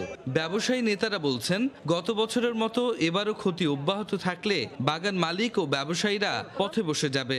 যদি আম ব্যবসাটা না হয় তাহলে দেখা যাবে যে কৃষকরা প্রচণ্ডভাবে ক্ষতিগ্রস্ত হবে এবং তারা হয়তো আর উঠে দাঁড়াতে পারবে না। বাইরের যারা আম ব্যবসায়ী আছেন তারাও যেন আম নিতে পারেন এবং আমাদের এখানে যারা ব্যবসায়ী আছে তারাও যেন আমটা সহজভাবে সুষ্ঠুভাবে বেচাকেনা করতে পারে। কৃষি বিভাগের বার্ষিক প্রতিবেদনে বলা হচ্ছে, গেল বছর রাজশাহীতে আমের আর্থিক ক্ষতির পরিমাণ প্রায় 10 কোটি টাকা। রাকিবুল হাসান, সময় সংবাদ, রাজশাহী। চট্টগ্রামে বিনা অপরাধে 3 বছর কারাদণ্ড ভোগ করা মিনু আক্তার অবশেষে মুক্তি পেয়েছেন। কুলসুম আক্তার কুলসুমি নামের অপর এক সাজাপ্রাপ্ত নারীর পরিবর্তে জেলে গিয়েছিলেন মিনু। বুধবার বিকেলে চট্টগ্রাম কেন্দ্রীয় কারাগার থেকে মুক্তি পেয়ে জেল থেকে বের হন মিনু আক্তার। মিনুর আইনজীবী গোলাম মাওলা মুরাদ জানান, 2006 সালের জুলাই মাসে নগরীর কোতোয়ালি থানা এলাকায় কোহিনুর আক্তার নামে এক গার্মেন্টস কর্মী হত্যার ঘটনা ঘটে। এই ঘটনায় 2017 সালের নভেম্বরে আদালত কুলসুম আক্তার কুলসুমি নামের এক নারীকে দোষী সাব্যস্ত করে যাবজ্জীবন কারাদণ্ড সহ 50,000 টাকা জরিমানা এবং অনাদায়ে আরও 1 বছর কারাদণ্ডের আদেশ দেন। এ ঘটনায় 2018 সালের 12 জুন কুলসুমের পরিবর্তে কারাগারে যান মিনু। বিনা দোষে কারাভোগ থেকে মুক্তি পেয়ে খুশি মিনু, সন্তোষ প্রকাশ করেন তার আইনজীবীরাও।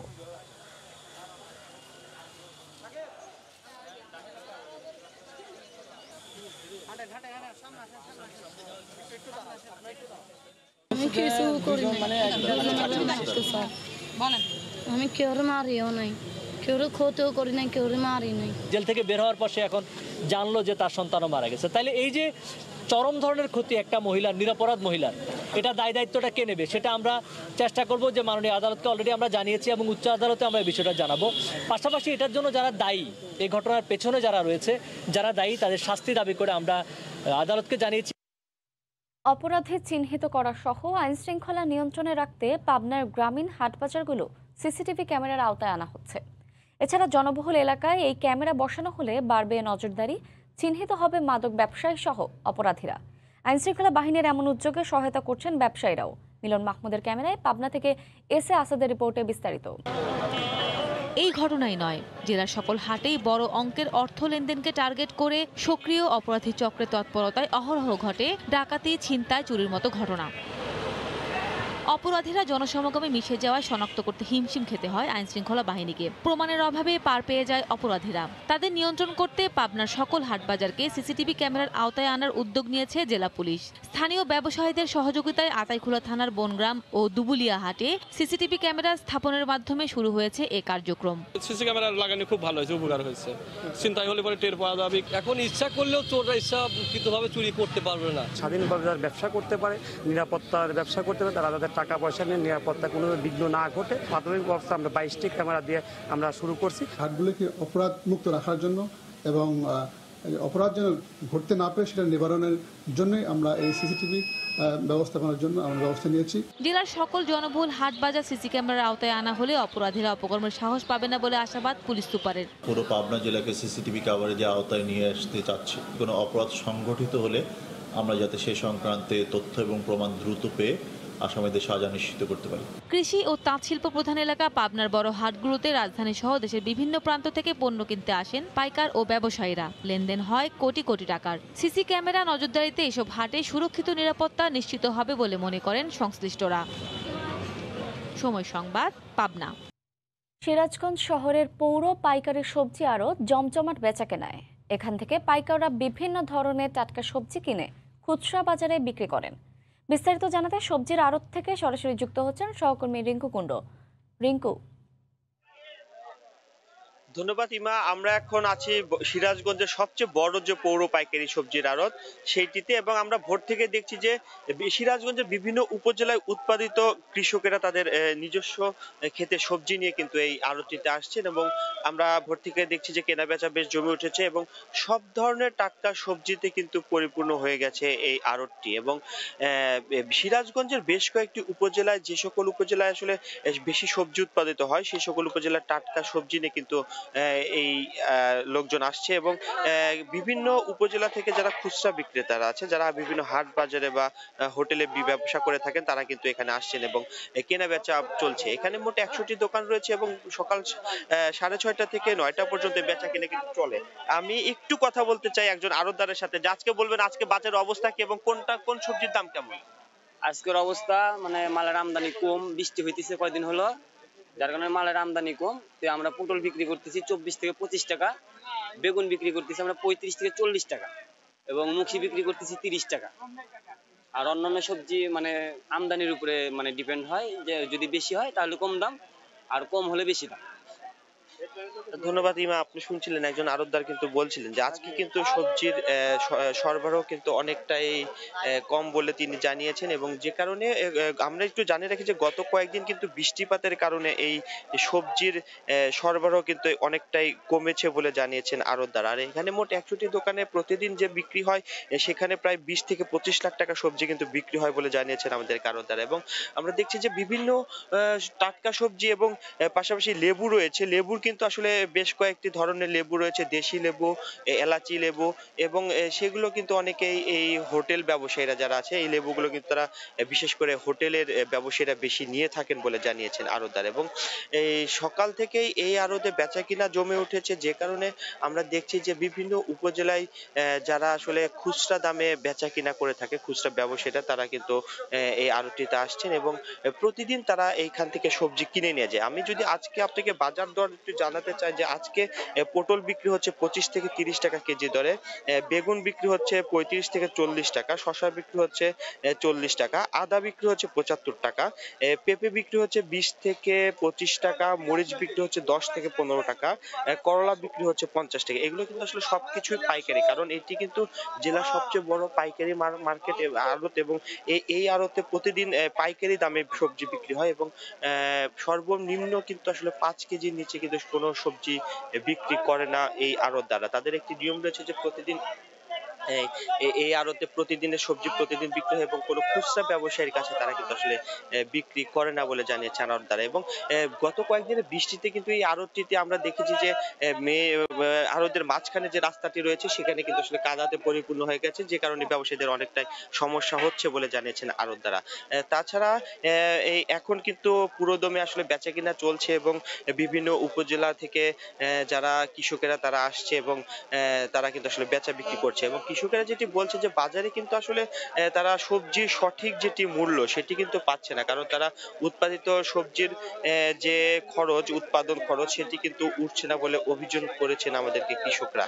তারা যেটি জানিয়েছে যে এই সবজির তারা যে উৎপাদন খরচ সেটি কিন্তু আসলে তারা উঠাতে অনেকটা হিমশিম খেতে হচ্ছে। এবং ব্যবসায়ীরা যেটি বলছে যে গত কয়েকদিনের বৃষ্টির কারণে তাদের অনেকটা ব্যবসা মন্দা যাচ্ছে এবং কেনা বেচাও কিন্তু কিছুটা হলেও কমে গেছে এবং এখন কিন্তু আসলে পুরোদমে চলছে এবং এই বেচা কিনা কিন্তু সকাল 9টা পর্যন্ত চলবে বলে জানিয়েছেন আড়তদার। এবং এইখানে 100টি দোকানেই কিন্তু প্রতিদিন বেচা বিক্রি হয় এবং এখানে প্রতিদিনের টাটকা সবজি সিরাজগঞ্জের সদর, উল্লাপাড়া, রায়গঞ্জ, তারাস, পাশাপাশি চরাঞ্চলেও কিন্তু অনেক সবজি উৎপাদিত হয় এবং সেগুলো সবজি কিন্তু এখানে প্রতিদিন নিয়ে আসে। এবং এক কথা বলা যায় যে এখন পুরোদমে বেচা কিনা চলছে এবং সকাল 9টা পর্যন্ত মোট 100টি দোকানে এই বেচা কিনা চলবে এবং মোট সারাদিনে কিন্তু 20 থেকে 25 লাখ টাকা সবজি এই আড়তে কেনা বেচা হয় বলে জানিয়েছেন আড়তদারা। তো এই ছিল সিরাজগঞ্জের সবজি বাজার থেকে আমার কাছে সর্বশেষ খবর। ইমা, সিরাজগঞ্জের সবজি বাজারের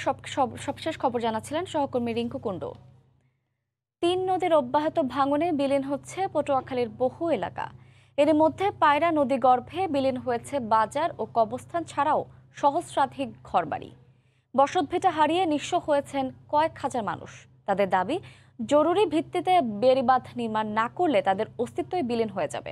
পটুয়াখালী থেকে সুজন দামের ছবি ও মনির হোসেন বাদলের তথ্য নিয়ে রিপোর্ট। পায়রা, লাউকাঠি ও লোহালিয়া নদীর অব্যাহত ভাঙনে পটুয়াখালীর কয়েকটি গ্রাম এরই মধ্যে বিলীন হয়ে গেছে। ঘরবাড়ি, ফসলের ক্ষেত, গাছপালা সব হারিয়ে নিঃস্ব এসব গ্রামের শত শত পরিবার। সব হারিয়ে তারা অসহায়। এই মুহূর্তে ভাঙন ঠেকাতে বেড়িবাঁধের কোনো বিকল্প নেই। আর আমার কোনো খারাপের জায়গাও নাই। আমাকে যদি এখন কোন স্থান না করে নেন তা আমাকে কোনো উপায় নেই, আমরা নদীর মধ্যে বাঁচতে আছি। আমার বাপ দাদার বাড়ি, বাপ দাদার কবর সব স্থান নদীতে চলে যাইতেছে। আমরা যাই পীরের লাগে ঠেকছি। লোহালিয়ার হাজার হাজার হেক্টর জমি নদী গর্ভে হারিয়ে গেছে, কোনো কর্তৃপক্ষ দৃষ্টি আকর্ষণ করতেছে না। বর্ষার সিজনের আগে যদি বেড়িবাঁধটা করে না দেওয়া হয় তাহলে আমরা সব শেষ হয়ে যাব। জেলা পানি উন্নয়ন বোর্ডের নির্বাহী প্রকৌশলী শোনালেন আশার বাণী। এই অর্থবছরের কার্যক্রমের জন্য আমাদের দরপত্র সহ যে যাবতীয় প্রক্রিয়া সম্পন্ন হয়েছে, আমরা আশা করছি খুব শীঘ্রই সেখানে কার্যক্রম আরম্ভ করব। পটুয়াখালীতে 1345 কিলোমিটার বেড়িবাঁধের মধ্যে ঘূর্ণিঝড় ইয়াসের প্রভাবে ক্ষতিগ্রস্ত হয় 55 কিলোমিটার, আর 6 কিলোমিটার বেড়িবাঁধ রয়েছে সম্পূর্ণ ক্ষতিগ্রস্ত। সময় সংবাদ, পটুয়াখালী। রাজশাহীর নওদাপাড়ায় সকাল থেকেই জমজমাট তাজা মাছের বাজার। দূর দূরান্ত থেকে খুচরা ও পাইকারি ব্যবসায়ীদের আগমনে জমজমাট বেচা বিক্রি। বিস্তারিত জানাতে এই মুহূর্তে মাছ বাজারে আছেন সহকর্মী রাকিবুল হাসান। সরাসরি যাচ্ছে তার কাছে। রাকিব, রাজশাহীর বায়াতে যে নতুন মাছ বাজারটি রয়েছে সেখানে বাজার তো বসেছে, কিন্তু আজকে যে আবহাওয়া এবং যে লকডাউন সেই দুটোর প্রভাবে কিন্তু আমদানি এখানে মাছের কমেছে।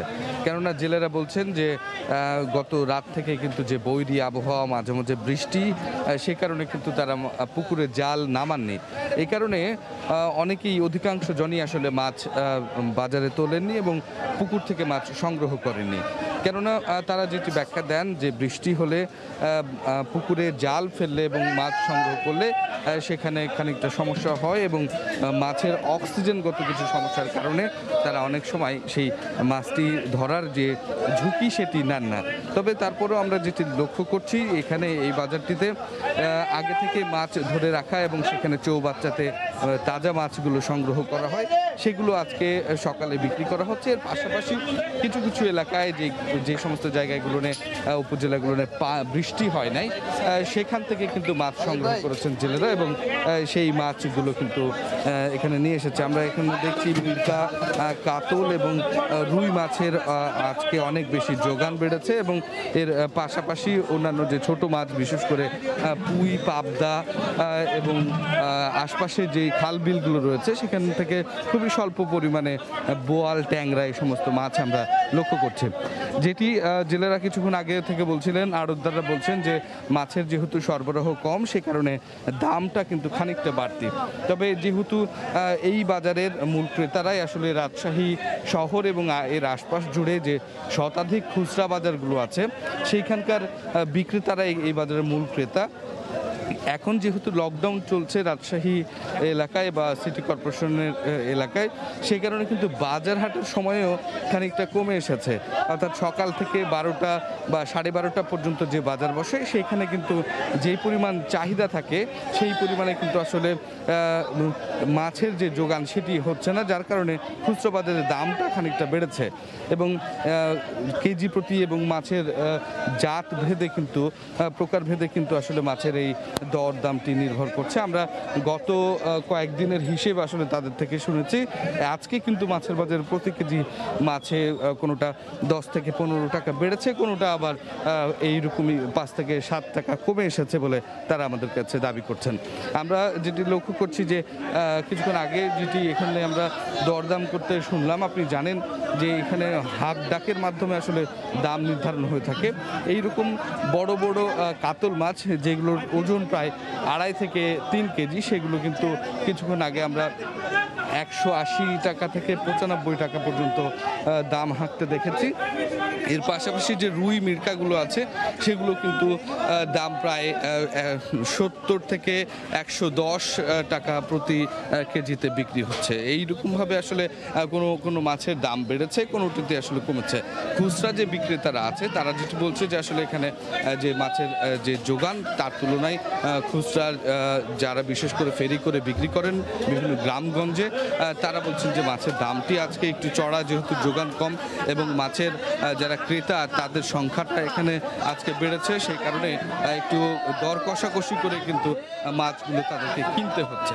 এইরকম একটি অবস্থায় একেবারে কোনো মাছের দাম বাড়ছে, কোনো মাছের দাম কমছে, সেটি আসলে নির্ভর করছে যে আসলে যিনি ক্রেতা রয়েছেন তার আসলে আগ্রহটি কেমন কোন মাছের প্রতি এবং তিনি যে অঞ্চলগুলো বিক্রি করবেন সেখানে আসলে চাহিদাটি কেমন থাকে। তবে সার্বিকভাবে এখানকার আড়তদার এবং যারা ইজারাদার আছেন তারা যেটি বলছেন যে মাছের যেহেতু যোগান কম এবং মাছ কম এসেছে, সব মিলিয়ে মাছের দামটি আসলে বাড়ছে এবং খুচরা বাজারেও সেটির একটা বড় প্রভাব আছে।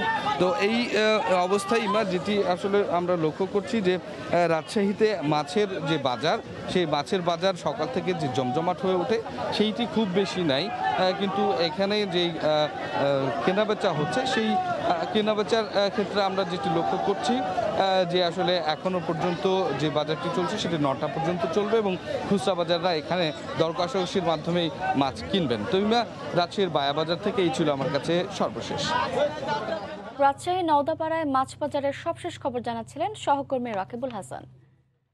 সুবিধা বঞ্চিত শিশুদের নিয়ে গাইবান্ধায় অনুষ্ঠিত হলো ফল উৎসব।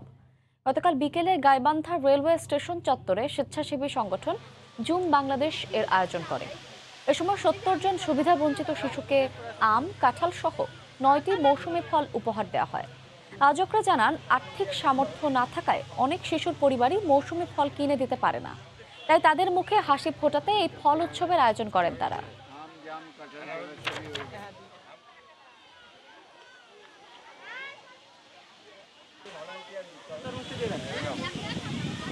দেশের বাইরের খবর।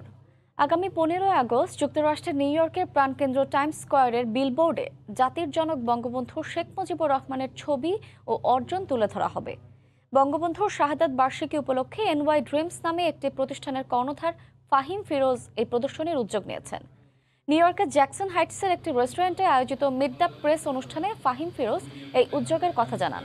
তিনি বলেন, 14 আগস্ট দিবাগত রাত 12টা 1 মিনিট, 15 আগস্টের প্রথম প্রহর থেকে পরের দিন রাত 11টা 59 পর্যন্ত প্রতি 2 মিনিট পর পর 15 সেকেন্ডের 3টি ভিডিও 720 বার প্রদর্শিত হবে। এর মোট ব্যাপ্তিকাল হবে 3 ঘন্টা। সংবাদ সম্মেলনে আরও উপস্থিত ছিলেন তোফা হোসেন ও সেলিনা সুলতানা সুইটি।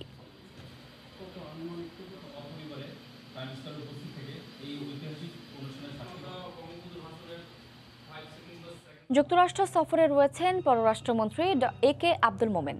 আজ জাতিসংঘ মহাসচিব আন্তোনিও গুতেরেসের সঙ্গে সাক্ষাৎ করবেন তিনি। এর আগে স্বল্পোন্নত দেশগুলোর একটি উচ্চ পর্যায়ের সভায় অংশ নেবেন পররাষ্ট্রমন্ত্রী। এদিকে নারায়ণগঞ্জের সংসদ সদস্য শামীম ওসমানকে সংবর্ধনা দিচ্ছে নিউ ইয়র্কের প্রবাসী নারায়ণগঞ্জবাসী। বিস্তারিত জানাতে এই মুহূর্তে নিউ ইয়র্কে আছেন সহকর্মী হাসানুজ্জামান সাকি। যাচ্ছি তার কাছে। সাকি, ইমা, আপনাকে ধন্যবাদ। করোনা কাটিয়ে স্বাভাবিক হচ্ছে যুক্তরাষ্ট্র। আপনি জানেন যে আমরা বেশ কয়েকদিন যাবতই আমরা করছি যে যুক্তরাষ্ট্রে এবং নিউ ইয়র্কের বিভিন্ন সামাজিক সাংস্কৃতিক বাংলাদেশি সংগঠন তারা বিভিন্ন অনুষ্ঠান আদি করছেন। এখন এই সময়টায় সামনে সামার, গ্রীষ্ম শুরু হয়েছে। এই যে করোনায় যে স্বাভাবিক হচ্ছে নিউ ইয়র্ক এবং যুক্তরাষ্ট্র, বাংলাদেশের গুরুত্বপূর্ণ রাষ্ট্রীয় ব্যক্তিরাও কিন্তু এখন নিউ ইয়র্কে আসতে শুরু করেছেন। নিউ ইয়র্কে এই মুহূর্তে অবস্থান করছেন পররাষ্ট্রমন্ত্রী ডক্টর একে আব্দুল মোমেন। আমরা এখন যে অনুষ্ঠানটাতে রয়েছি সেই অনুষ্ঠানটি হচ্ছে নারায়ণগঞ্জ প্রবাসী নারায়ণগঞ্জবাসীর একটি অনুষ্ঠান। আপনি দেখতে পাচ্ছেন বাংলাদেশের অত্যন্ত আলোচিত একজন সংসদ সদস্য শামীম ওসমান তিনি রয়েছেন এখানে, এবং প্রবাসী নারায়ণগঞ্জবাসীর উদ্যোগে এখানে তাকে একটি সংবর্ধনা দেওয়া হচ্ছে।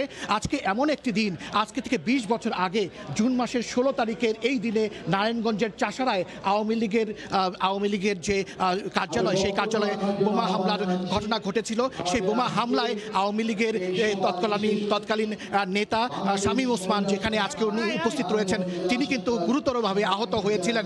নারায়ণগঞ্জের নিউ ইয়র্কের মানুষজন এখানে উপস্থিত হয়েছেন। আমরা একে একে তাদের সঙ্গে আমরা কথা বলার চেষ্টা করব। আমি যে কথাটি বলছিলাম যে আজকে এই যে 16 তারিখ, অর্থাৎ নিউ ইয়র্কের যে স্থানীয় সময় ভৌগোলিক কারণে 16 তারিখ আজকে, বাংলাদেশে 17 জুন, কিন্তু আজকে থেকে ঠিক 20 বছর আগে 16 জুন এই দিনে চাষারায় বোমা হামলার ঘটনা ঘটেছিল এবং সেইখানে সেই সময় উপস্থিত ছিলেন সাংবাদিক দর্পণ কবির, এবং যেখানে শামীম ওসমান নিজেও আহত হয়েছিলেন। সেদিনের একটু ঘটনাটা বলবেন এবং খুব সংক্ষেপে আজকে আপনার এই আয়োজন, নারায়ণগঞ্জবাসীর এই আয়োজন সম্পর্কে আমাদেরকে একটু বলবেন। ধন্যবাদ সময় টিভিকে। আমরা 2001 সালের 16 জুন আমি তখন নারায়ণগঞ্জ প্রেস ক্লাবে বসা ছিলাম। বিকট শব্দে আমি ঘটনাস্থলে যাই। আমার জীবনের খুবই স্মরণীয় এবং বেদনার স্মৃতি, মানুষের মৃতদেহ পড়ে থাকতে দেখেছি, রক্তের স্রোত বইছিল। সে এক আতঙ্কগ্রস্ত নগরীতে মুহূর্তে পরিণত হয়। আমি ওই স্থানে থেকে দেখলাম শামীম ওসমানকে যখন গাড়িতে তোলা হয়, তিনি খুব গুরুতর অসুস্থ। আমি নিজে সেই গাড়িতে উঠেছিলাম, যে আমি নার্ভাসও ছিলাম। মানুষজন একটা অরাজকতামূলক একটা পরিবেশ ছিল। সেই শামীম ওসমানকে এত বছর পরে আপনি নিউ ইয়র্কে পেয়েছেন। হ্যাঁ, আজকে সেই স্মৃতির পর আর মাঝখানে দীর্ঘ বিরতি, আমরা 20 বছর পর আজকে সেই দিনকে গভীর শোকে এবং যারা প্রয়াত হয়েছেন শ্রদ্ধা রেখে স্মরণ করছি। এবং আজকে সেই শামীম ওসমান জীবিত আমাদের সামনে, সেই স্মৃতিচারণের বক্তব্য রাখছেন আজকের অন্তত অনুষ্ঠানে। জনাব দর্পণ কবির, আপনাকে অসংখ্য ধন্যবাদ। নারায়ণগঞ্জবাসীর এই যে উদ্যোগ, সেই উদ্যোগের আরও একজন আয়োজক, সাপ্তাহিক আজকাল পত্রিকার সম্পাদক জাকারিয়া মাসুদ জিকো, তার সঙ্গে আমি একটু বলবো, একটু আসবেন। আপনারা এই আয়োজন সম্পর্কে বলবেন যে করোনা কাটিয়ে যুক্তরাষ্ট্র স্বাভাবিক হচ্ছে, এইরকম একটি অবস্থায় নারায়ণগঞ্জবাসী প্রবাসীরা আপনারা একটি অনুষ্ঠানের আয়োজন করছেন শামীম ওসমানের সংবর্ধনার জন্য? ধন্যবাদ আপনাকে। আপনারা জানেন দীর্ঘ করোনার সময় কাটিয়ে যুক্তরাষ্ট্র তথা নিউ ইয়র্কের অবস্থা মোটামুটি একটু বেশ ভালোর দিকে। নারায়ণগঞ্জবাসী আমাদের সেই কৃতি সন্তান, রাজনৈতিক অঙ্গনে উজ্জ্বল নক্ষত্র জনাব শামীম ওসমানকে আমরা পেয়েছি আমাদের মাঝে। শামীম ওসমান আপনারা জানেন একটা রাজনৈতিক পরিবারে জন্মগ্রহণ করেছেন। ওনার ভূমিকা নারায়ণগঞ্জে অপরিসীম। উনি নারায়ণগঞ্জের বিস্তর কাজ করে যাচ্ছেন এবং আমরা আশা করব আরও অনেক কাজ করবেন, নারায়ণগঞ্জ শহরকে একটি আধুনিক শহরে রূপান্তরিত করবেন। নারায়ণগঞ্জবাসী আরেকটা দাবি ছিল যে আমাদের নারায়ণগঞ্জ থেকে এই মুহূর্তে কোনো মন্ত্রী নেই। মিনস আমরা চাচ্ছিলাম, আমাদের প্রবাসী নারায়ণগঞ্জবাসীর আবেদন ছিল যে আমাদের শামীম ওসমানকে যাতে মন্ত্রিসভা স্থান দেওয়া হয়। ধন্যবাদ আপনাকে। জনাব জাকারিয়া মাসুদ, আপনাকে অসংখ্য ধন্যবাদ। দেখছেন যে প্রচুর সংখ্যক নারী আজকে এই অনুষ্ঠানে উপস্থিত হয়েছেন।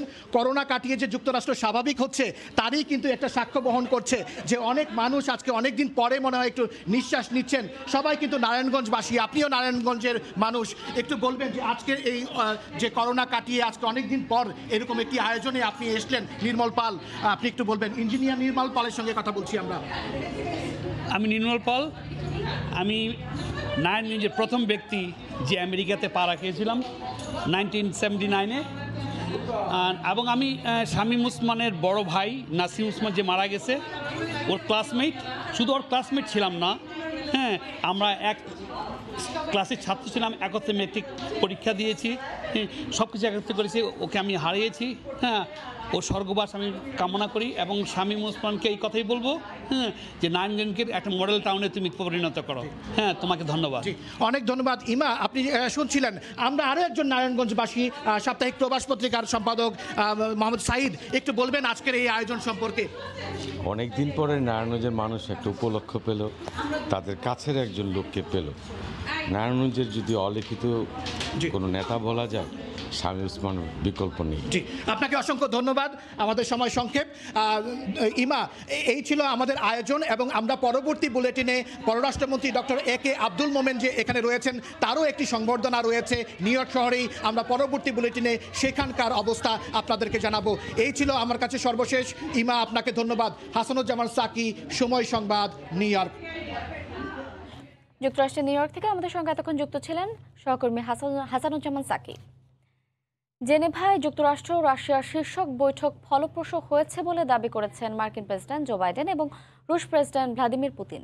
একই সঙ্গে দ্বিপক্ষীয় নানা ইস্যুতে গঠনমূলক আলোচনা হয়েছে বলেও জানান দুই নেতা। বুধবার প্রায় 4 ঘন্টার বৈঠক শেষে আলাদা সংবাদ সম্মেলনে একথা জানান তারা। এছাড়া বিতর্কিত অনেক ইস্যুতেই দুই নেতার মধ্যে আলোচনা হয়েছে বলে জানিয়েছে আন্তর্জাতিক গণমাধ্যম। দ্বিপক্ষীয় যেসব ইস্যুতে দুই দেশের অবস্থান এক, সেসব বিষয়ে আলোচনার মাধ্যমে দুদেশের সম্পর্ক উন্নয়নেও গুরুত্ব আরোপ করেন মার্কিন প্রেসিডেন্ট। অবশেষে বিশ্ব সম্প্রদায়ের অপেক্ষার অবসান ঘটিয়ে মুখোমুখি বাইডেন পুতিন মেলালেন হাত। যে করমর্দন দেখতে এতদিন অপেক্ষায় ছিলেন দুই দেশের কোটি কোটি মানুষের পাশাপাশি গোটা বিশ্ববাসী। বুধবার স্থানীয় সময় সকাল 11টার কিছু পরে জেনেভার নির্ধারিত সম্মেলনস্থল ভিলা লা গ্রাঞ্জে শুরু হয় বহুল প্রতীক্ষিত ও আলোচিত এই শীর্ষ বৈঠক। দুদফায় প্রায় 4 ঘন্টা ধরে দ্বিপক্ষীয় নানা ইস্যুতে চলে আলোচনা। পরে বৈঠক শেষে যৌথ সংবাদ সম্মেলন না হলেও আলাদা সংবাদ সম্মেলনে বৈঠক ফলপ্রসূ হয়েছে বলে দাবি করেন দুই নেতা। পুতিন বলেন, বাইডেনের সঙ্গে তার কোনো ধরনের বিরোধ নেই। দ্বিপক্ষীয় সম্পর্ক উন্নয়নে দুই দেশই আন্তরিক বলেও জানান তিনি। আমাদের মধ্যে ফলপ্রসূ ও গঠনমূলক আলোচনা হয়েছে। সত্যি কথা বলতে দ্বিপক্ষীয় সম্পর্ক উন্নয়নে আমরা আন্তরিক। বাইডেনের সঙ্গে আমার কোনো ধরনের বিরোধ নেই। পারমাণবিক স্থিতিশীলতায় আমাদের দুই দেশেরই দায়িত্ব রয়েছে, এ বিষয়ে আমরা একমত হয়েছি। এছাড়াও সাইবার নিরাপত্তায় দুই দেশের মধ্যে তথ্য আদান প্রদানেও একমত হয়েছি আমরা। এছাড়াও মস্কোয় বহিষ্কৃত মার্কিন কূটনীতিকদের দেশে ফেরত পাঠানোর বিষয়েও দুই দেশ ঐকমত্যে পৌঁছেছে বলেও জানান পুতিন। সংবাদ সম্মেলনে মার্কিন প্রেসিডেন্টের ভূয়সী প্রশংসাও করেন রুশ প্রেসিডেন্ট। জো বাইডেনকে অত্যন্ত স্মার্ট, বিচক্ষণ এবং পরিমিত স্বভাবের অধিকারী বলেও অভিহিত করেন তিনি। পরে আলাদা সংবাদ সম্মেলন করেন বাইডেনও। বলেন, দুই দেশের মধ্যে নানা বিষয়ে মতবিরোধ থাকলেও বন্ধুত্বপূর্ণ পরিবেশেই বিতর্কিত নানা ইস্যুতে গঠনমূলক আলোচনা হয়েছে। President Putin and I had share a unique responsibility to manage the relationship between two powerful and proud countries. A relationship that has to be stable and predictable. And we should be able to cooperate where it's in our mutual interest. And where we have differences, I want President Putin to understand why I say what I say and why I do what I do. এছাড়াও Covid মোকাবিলা, জলবায়ুর পরিবর্তন, ইউক্রেনে রাশিয়ার cyber হামলা এবং Syria ইস্যুতেও দুদেশের মধ্যে গঠনমূলক আলোচনা হয়েছে বলে জানান মার্কিন প্রেসিডেন্ট। অনয় কর্মকার, সময় সংবাদ। ফ্রান্সে করোনা সংকট শুরু হওয়ার দীর্ঘদিন পর জনসমাগম স্থলসহ কিছু স্থান ছাড়া এখন থেকে বাইরে আর মাস্ক পরতে হবে না। তুলে নেওয়া হচ্ছে রাত্রিকালীন কারফিউ। এতে উচ্ছ্বসিত সাধারণ মানুষ। ফ্রান্সের প্যারিস থেকে লুৎফর রহমান বাবুর রিপোর্ট। ফ্রান্সে করোনা শুরু হওয়ার দীর্ঘদিন পর এখন থেকে আর বাইরে বাধ্যতামূলকভাবে মাস্ক পরিধান করতে হবে না। সাধারণ মানুষ বুক ভরেই নিঃশ্বাস নিতে পারবেন। তবে যে স্থানগুলোতে ভিড় হয়, বিশেষ করে bus station, train station, supermarket সহ অবস্থার পরিপ্রেক্ষিতে কিছু কিছু স্থানে এখনও বাধ্যতামূলকভাবেই মাস্ক পরিধান করতে হবে। দেশটির প্রধানমন্ত্রী জন কাস্তিয়াক এক প্রেস কনফারেন্সে এই বিষয়টি জানিয়েছেন। তারা যেভাবে প্রত্যাশা করেছিলেন করোনা পরিস্থিতির উন্নতি হবে, তার থেকে দ্রুত গতিতেই এখন অবস্থার উন্নতি ঘটছে। খুব তাড়াতাড়ি মনে করেন এই করোনা পরিস্থিতি স্বাভাবিক হয়েছে এবং ওই আগে যে বিধিনিষেধ ছিল এগুলো সব উঠে দিচ্ছে এবং আগামীকাল থেকে মাস্ক দরকার নাই, মাস্ক ছাড়াই চলাচল করতে পারবে। এখন বর্তমানে অবস্থা খুবই ভালো ফ্রান্সের। অত্যন্ত ভালো লাগতেছে যে আমরা যে একটা বন্দি দশায় ছিলাম, মাস্কের কারণে আমরা কিন্তু স্বাভাবিক জীবনযাপনটাও আমাদের অনেক ক্ষেত্রে বাধাগ্রস্ত হতো। অনেক সময় আমরা অনেক কষ্ট হতো বিভিন্ন ইয়াতে। এখন কিন্তু সেই কষ্ট থেকে আমরা কিছুটা হলেও পরিত্রাণ পেয়েছি এবং পরিপূর্ণ পরিত্রাণ পেতে এই প্যান্ডামিক থেকে মহান রব্বুল আলমিনের কাছে আমরা প্রার্থনা করি যেন এইভাবে সারা পৃথিবীর থেকেই মাস্ক উঠে যায় এবং পৃথিবী যেন একটি সুন্দর পৃথিবী, আগের সেই পৃথিবী ফিরে পায়। এখন ফ্রান্সে গড়ে প্রতিদিন করোনায় আক্রান্ত হচ্ছেন 3 থেকে 3,500 মানুষ। গেল 2 মাস আগেও এই সংখ্যা ছিল 30 থেকে 40,000। এদিকে রাত্রিকালীন কারফিউ পুরোপুরি তুলে দেয়া হচ্ছে। আগামী রোববার থেকে রাত 11টার পর যে কারফিউ বলবৎ থাকতো সেটি আর থাকছে না। সরকারের তরফ থেকে আগে জানানো হয়েছিল আগামী 30শে জুন থেকে এই কারফিউ তুলে দেওয়া হবে। তবে করোনা পরিস্থিতির উন্নতি হওয়ায় 10 দিন আগে থেকে এই সিদ্ধান্ত কার্যকর হতে যাচ্ছে। মোহাম্মদ লুৎফর বাবু, সময় সংবাদ, প্যারিস। স্পেনের মাদ্রিদে মোনেদা উনিকা আয়োজিত 19তম ইমেক্স মেলায় বিভিন্ন দেশের পাশাপাশি বাংলাদেশও অংশ নিয়েছে। মেলায় বিশ্বের 50টি দেশের প্রতিনিধিরা অংশ নেন। এই মেলায় স্পেনের ব্যবসায়ী, বিনিয়োগকারী প্রতিষ্ঠান এবং বিভিন্ন দেশের প্রতিনিধিদের একটি সেতুবন্ধন হিসেবে বিবেচনা করা হয়। স্পেন প্রতিনিধি সাইফুল আমিনের তথ্য, ছবিতে রিপোর্ট। 19তম ইমেক্স মেলায় বিভিন্ন দেশের পাশাপাশি বাংলাদেশের স্টলও স্থান পেয়েছে। ব্যবসায়ী ও বিনিয়োগকারীদের আকৃষ্ট করতে বাংলাদেশের পর্যটন স্পট সহ বিভিন্ন বিষয় উপস্থাপন করা হয়। এই আয়োজনের মধ্য দিয়ে বাংলাদেশে স্পেনের বড় বড় ব্যবসায়ীরা বা ইনভেস্টররা সেখানে বিনিয়োগ করবে। Bangladesh is still very beautiful. You need a lot of things.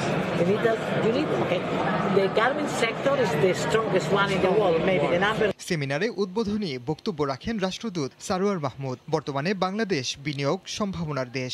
ব্যবসা ও বিনিয়োগ করার বিভিন্ন ক্ষেত্র রয়েছে যেখানে বিনিয়োগ করলে লাভবান হওয়া যাবে এবং বিদেশি ব্যবসায়ী ও বিনিয়োগকারীদের বিভিন্ন সুযোগ সুবিধার বিষয়গুলো সেমিনারে উপস্থাপন করেন দূতাবাসের commercial councillor Redwan Ahmed. Readymade garments ছাড়াও আরো অনেক পণ্য আছে যে পণ্যগুলো বাংলাদেশ ভালো তৈরি করে, সেই পণ্যগুলো সম্পর্কে স্পেনের ব্যবসায়ীদেরকে জানানো। এছাড়া বাংলাদেশ যে সম্প্রতি অভাবনীয় অর্থনৈতিক উন্নতি সাধন করেছে, বিশেষ করে গত 12 বছরে আমাদের যে ইতিবাচক গ্রোথ হয়েছে, যা শুধু বাংলাদেশের আশেপাশে না সারা পৃথিবীতে প্রশংসিত হচ্ছে, সেই বিষয়গুলো স্পেনের ব্যবসায়ীদের কাছে তুলে ধরা। 14 থেকে 18 জুন পর্যন্ত অনুষ্ঠিত মেলায় স্পেনের প্রতিষ্ঠিত ব্যবসায়ী ও বিনিয়োগকারীদের কাছ থেকে ব্যাপক সাড়া পেয়েছেন বলে জানিয়েছেন রাষ্ট্রদূত সারোয়ার মাহমুদ। সময় সংবাদ, স্পেন। ভোরের সময় আরও থাকছে। ফ্রান্সে বিশ্বকাপের ফলাফল নয়, অলিম্পিক টিম ইভেন্টের টিকিট পাওয়াই লক্ষ্য রোমান্দিয়াদের। বৃষ্টিতে আশানুরূপ প্রস্তুতি না হলেও পদক নিয়ে আত্মবিশ্বাসী আর্চাররা।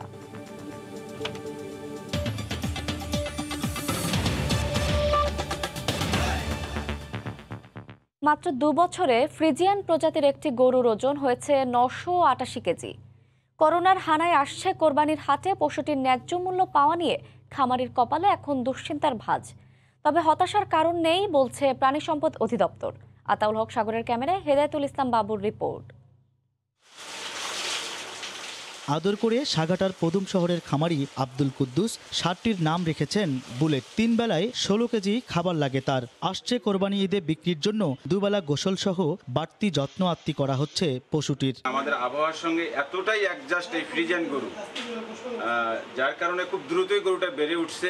পানি 5 থেকে 7 কেজি, তারপরে ভুসি, ফিট, এগুলি আর খ্যাত, এছাড়া আমরা অন্য কোনো জিনিস আমরা গরুকে খাওয়াই না। এখানে আমরা লালন পালন করে বড় করছি, আদরের নাম রাখছি বুলেট। এই এলাকার ভিতরে এত বড় গরু আর নাই, এটাই প্রথম হয়েছে, যার কারণে সবাই আসতেছে দেখতেছে। আসন্ন কোরবানি ঈদে বিক্রির জন্য প্রস্তুত করা হলেও চলমান করোনা পরিস্থিতিতে অতিরিক্ত ওজনের এই পশুটির ন্যায্য মূল্য নিয়ে চিন্তিত খামারি। যে করোনার অবস্থা, আসলে গরুটা অনেক খরচ গরুটার পিছে, তো এটা আমাদের আসবে কি না সন্দেহ আছে, এটা নিয়ে খুব আশঙ্কার মধ্যে আছি আমরা, যে আমরা এই গরুটার পিছে খরচ করলাম এত, সঠিক মূল্য ইনশাল্লাহ পাবো। গাইবান্ধায় এখন পর্যন্ত বুলেটই কোরবানির সবচেয়ে বড় পশু, এমনটা দাবি করে প্রাণী সম্পদ অধিদপ্তর বলছে এ নিয়ে হতাশার কোনো কারণ নেই। ওজন যেটা 988 কেজি আর কি, আমার জানা মতে এটা গাইবান্ধার সর্বোচ্চ ওজনধারী গরু আর কি। করোনাকালীন হলেও এটা মার্কেটিংয়ে এটা কোনো প্রবলেম হবে না, কারণ আমাদের অনলাইন মার্কেটিং ব্যবস্থা আমরা চালু করেছি। করোনা পরিস্থিতিতেও বিশেষ ব্যবস্থায় কোরবানির জন্য দেশীয় পশু কেনাবেচা ও ন্যায্য মূল্য নিশ্চিত করা হলে লোকসান গুনতে হবে না মনে করছেন সংশ্লিষ্টরা। হেদায়েতুল ইসলাম বাবু, সময় সংবাদ, গাইবান্ধা। মুন্সিগঞ্জের ইছামতি নদীর তীরে হচ্ছে দেশের প্রথম বৈদ্যুতিক সরঞ্জাম শিল্পনগরী। 50 একর জমির উপর বিশেষায়িত এই শিল্প পার্ক ঘিরে বদলে যাচ্ছে পুরো এলাকার চেহারা। ভোর থেকেই প্রকল্প এলাকায় শুরু হয় রাস্তা ও ড্রেন নির্মাণ সহ নানা কর্মযজ্ঞ। বিস্তারিত জানাতে এই মুহূর্তে সেখানে আছেন সহকর্মী নাসিরউদ্দিন উজ্জ্বল। সরাসরি যাচ্ছে তার কাছে। উজ্জ্বল,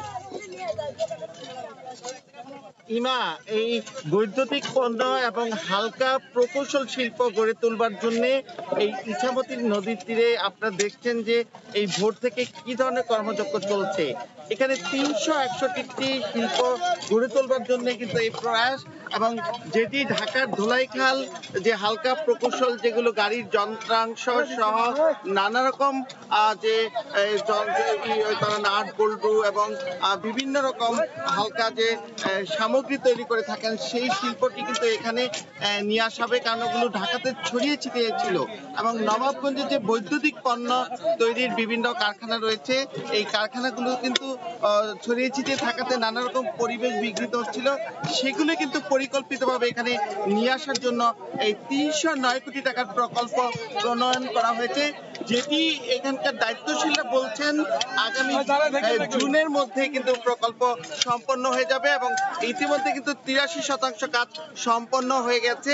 সে কারণে কিন্তু আপনারা দেখছেন যে প্রকল্পের ভিতরে রাস্তা তৈরি করা হচ্ছে, ড্রেন তৈরি করা হচ্ছে, এখানে প্রশাসনিক ভবন সহ নানা রকম কাজকর্ম কিন্তু আমরা দেখছি একরকম মহাযজ্ঞ চলছে এখানে, যেটি ভোর থেকে কিন্তু শুরু হয়ে গেছে। এবং আপনারা দেখছেন যে আষাঢ়ের যে এই সকাল গুড়ি গুড়ি বৃষ্টি হচ্ছে, এর মধ্যে কিন্তু তাদের কাজের কোনো রকম বিরতি নেই, বিরতিহীনভাবে কাজ চলছে। তো আমাদের এখানে এই প্রকল্প সংশ্লিষ্ট একজন প্রকৌশলী রয়েছেন, আমরা তার কাছে জানতে চাইবো যে আপনার এই প্রকল্পের এখনকার সর্বশেষ অবস্থাটা যদি আমাদেরকে বলতেন। বিসিক চেয়ারম্যান স্যারের আন্তরিক প্রচেষ্টায় করোনা মহামারীর ভিতরও আমাদের প্রকল্পের সকল নির্মাণ কাজ চলমান রয়েছে। বাউন্ডারিওয়াল, রাস্তা, ড্রেন, প্রশাসনিক ভবন, সকল নির্মাণ কাজ চলমান রয়েছে। দ্রুতগতিতে যেভাবে নির্মাণ কাজ এগিয়ে যাচ্ছে, প্রকল্পের মেয়াদ জুন 2022-এর আগেই প্রকল্প আমরা বাস্তবায়ন করতে পারবো বলে মনে করি। ধন্যবাদ আপনাকে। তো এই যে বিসিক শিল্পনগরী এই যে করবার প্রয়াস, সেটি কিন্তু রাজধানী ঢাকার পাশে, এই যে আপনারা জানেন যে যেটি বেতকা এলাকা, বেতকা থেকে তেঘুরিয়া, যেখানে ঢাকা যাওয়ার দূরত্ব মাত্র 18 কিলোমিটার, এবং 20 মিনিটের মধ্যে কিন্তু রাজধানী ঢাকায় পৌঁছা সম্ভব। এবং সেই লোকেশনে, এবং এখান থেকে কিন্তু পদ্মা সেতুও খুব কাছাকাছি, এবং ঢাকা মাওয়া এক্সপ্রেসওয়ে সড়কের কাছাকাছি একটি নদীর তীরে যে এইভাবে প্রকল্পটি করা হয়েছে, এখানে যারা এই ব্যবসার সঙ্গে সংশ্লিষ্ট আছেন তারা কিন্তু সন্তোষ প্রকাশ করেছেন যে এরকম যে একটি প্রকল্প, সেই প্রকল্পটি লোকেশনটি সঠিক থাকাতে কিন্তু ব্যাপক চাহিদা শুরু হয়েছে। যে প্রকল্পের মেয়াদ শেষ হওয়ার আগেই ইতিমধ্যে কিন্তু অনেক শিল্প মালিকরা তারা কিন্তু আবেদন শুরু করে দিয়েছেন যে এখানে মাত্র 361টি শিল্প প্রতিষ্ঠান গড়ে তোলা যাবে, যেটি 4 রকমের হয়ে থাকবে। 6% থেকে শুরু করে 12% পর্যন্ত, এছাড়া 10 এবং 14% প্লটও রয়েছে। এই প্লটগুলো তারা নেবার জন্য কিন্তু এই বিসিক শিল্পনগরীর যে মুন্সিগঞ্জের অফিস রয়েছে সেখানে কিন্তু তারা আবেদন সংগ্রহ শুরু করে দিয়েছেন।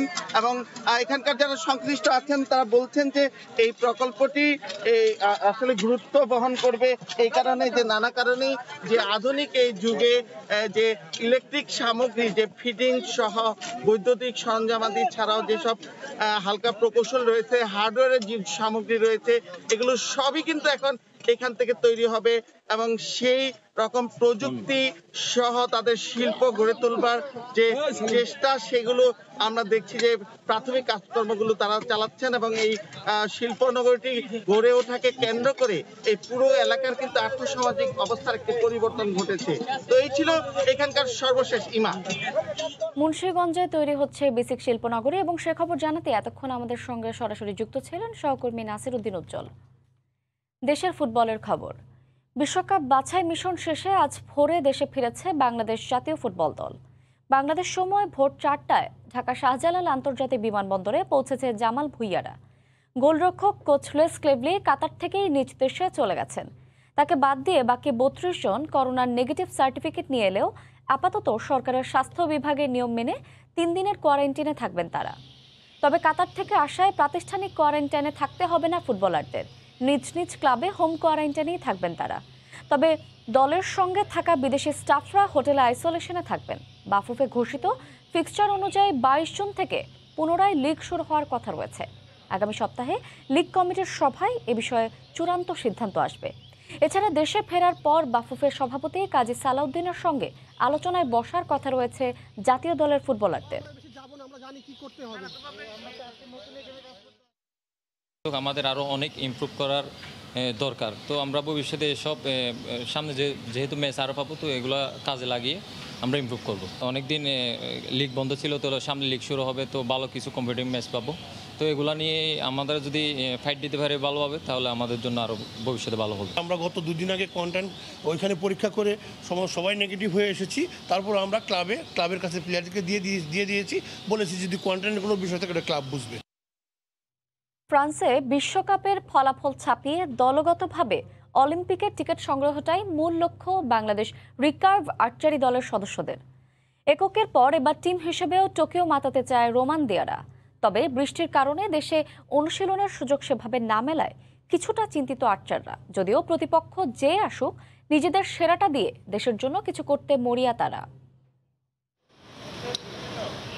মধ্যরাত, সবাই তখন ডুবেছিল গভীর ঘুমে। এর মাঝেই রাজধানীর শাহজালাল আন্তর্জাতিক বিমানবন্দরের টার্মিনাল 2-এ ব্যস্ততা বাড়ে সবার। সেখানে উপস্থিত বাংলাদেশ আর্চারি দলের সদস্যরা। হেতু বিশ্বকাপ স্ট্রেস 3-তে অংশ নিতে যেতে হবে ফ্রান্স। কদিন আগেই সুইজারল্যান্ড মাতিয়ে এসেছে এরা। দেশে ফিরে জানিয়েছিলেন ফ্রান্স থেকেও পদক আনতে চান দেশের মাটিতে। কিন্তু এবার যাওয়ার পথে যুক্ত হয়েছে নতুন লক্ষ্য।